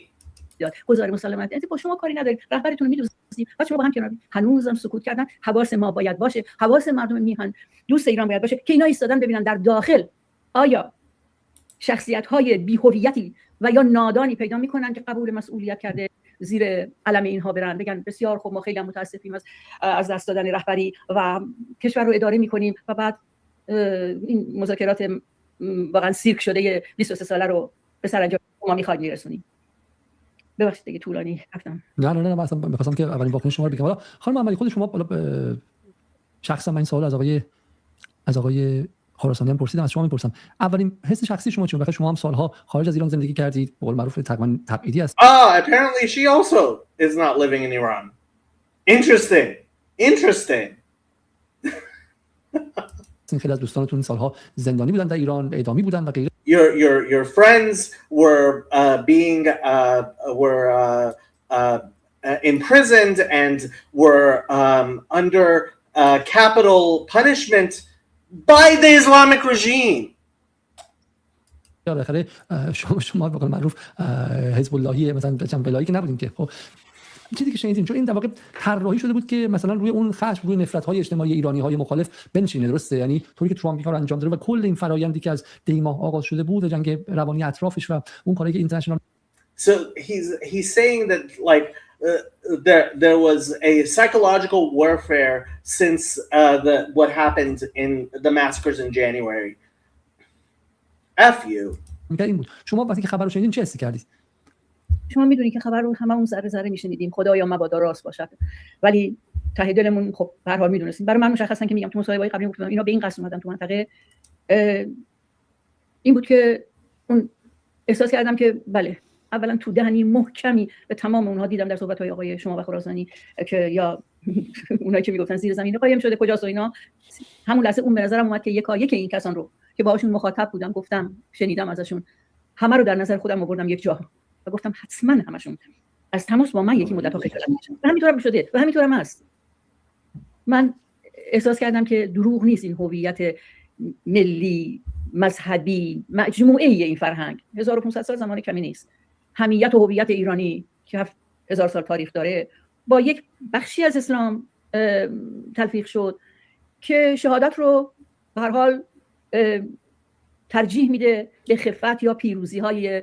She's talking about how she has accepted that in the 1500 year history of Iran being a Muslim country, they have there is an acceptance of martyrdom instead of being under oppression. Who was oppressing you and your friends, you idiot? Who was the oppressor, you effing idiot? I have such a hard time. Like, do people actually want to listen to this more? There's not a lot of people watching. The hypocrisy is always my favorite part. Yeah, not my favorite part either. I don't know. We've been going for 3 hours, and honestly, I don't know that I care to listen to these people anymore. Yeah, I mean, it's your stream, it's your choice, but I've been enjoying your commentary so far. The main thing is just that there's just so few people who I really feel like I can trust that they know what they're talking about when it comes to the Iran situation, and so having your commentary keeps me sane during these times. Why, thank you. That's nice of you to say. I'll keep Iran in my prayers. I don't know what to make of the current situation, just because there seems to be so many known unknowns and unknown unknowns that it's yeah. Honestly, I mean, until the bombing stops, it's impossible to know what's going to happen, and we're just. I mean, we're into 2 days. Not even it has it been more than 24 hours? Yeah, it's been more than 24 hours. I don't think it's even been 36 hours. Has it been 36 hours? Certainly not 48. Yeah. Just about. Just about 36 hours. It's yeah. Before we close, I have a message to Mr. Cool Kid. Yes. You've been on a stream with Mr. Lefebvre. And he has gone on a rant against science and scientists. And he was quite vicious. I'll be kind. I know of some good scientists. I know of some scientists who really work hard and tend towards the truth. However, from close encounter, long encounter with science and the way it was degrading throughout my lifetime, Mr. Lefebvre has a point. Okay.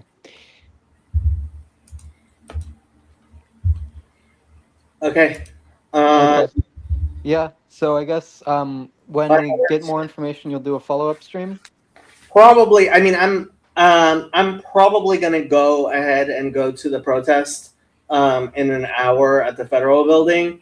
I'll probably take some video. Lucky's coming with me. I don't know. I mean, I don't think I'll be able to actually stream from the Federal Building. Yeah. Yeah. I don't know. We'll see. We'll see what happens. Lucky, yes, Lucky Cam at the Federal Building. And we'll see how large the events are and what's going on.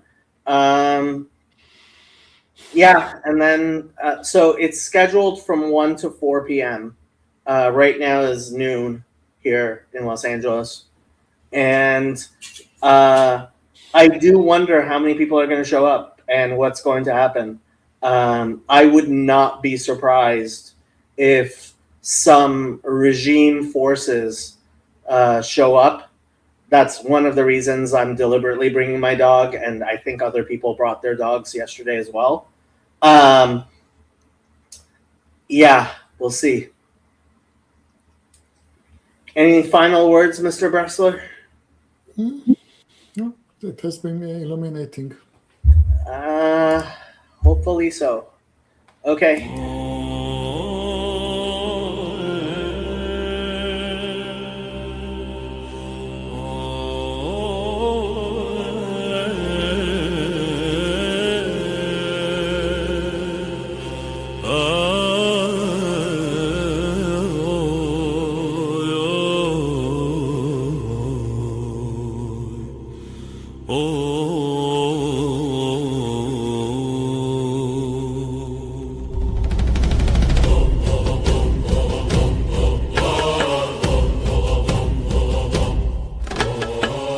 رضا پهلوی وارث تاج ایران، انتظارمون روز شاهیته، سر فرازیمون پادشاهیته. زن زندگی آزادی، مرد میهن آبادی، جاوید شاه، جاوید شاه. این ملت آزادی میخواد، به جای غم شادی میخواد. ایران آزاد شکوه دیرین میخواد. زن زندگی آزادی، مرد میهن آبادی، جاوید شاه، جاوید شاه.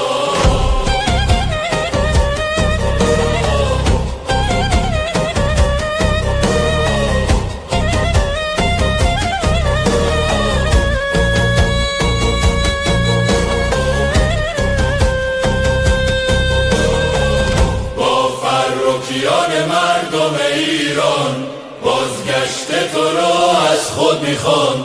ایران آزاد میشه، شاه برمیگرده، این آخرین نبرده، پهلوی برمیگرده. زن زندگی آزادی، مرد میهن آبادی، جاوید شاه، جاوید شاه.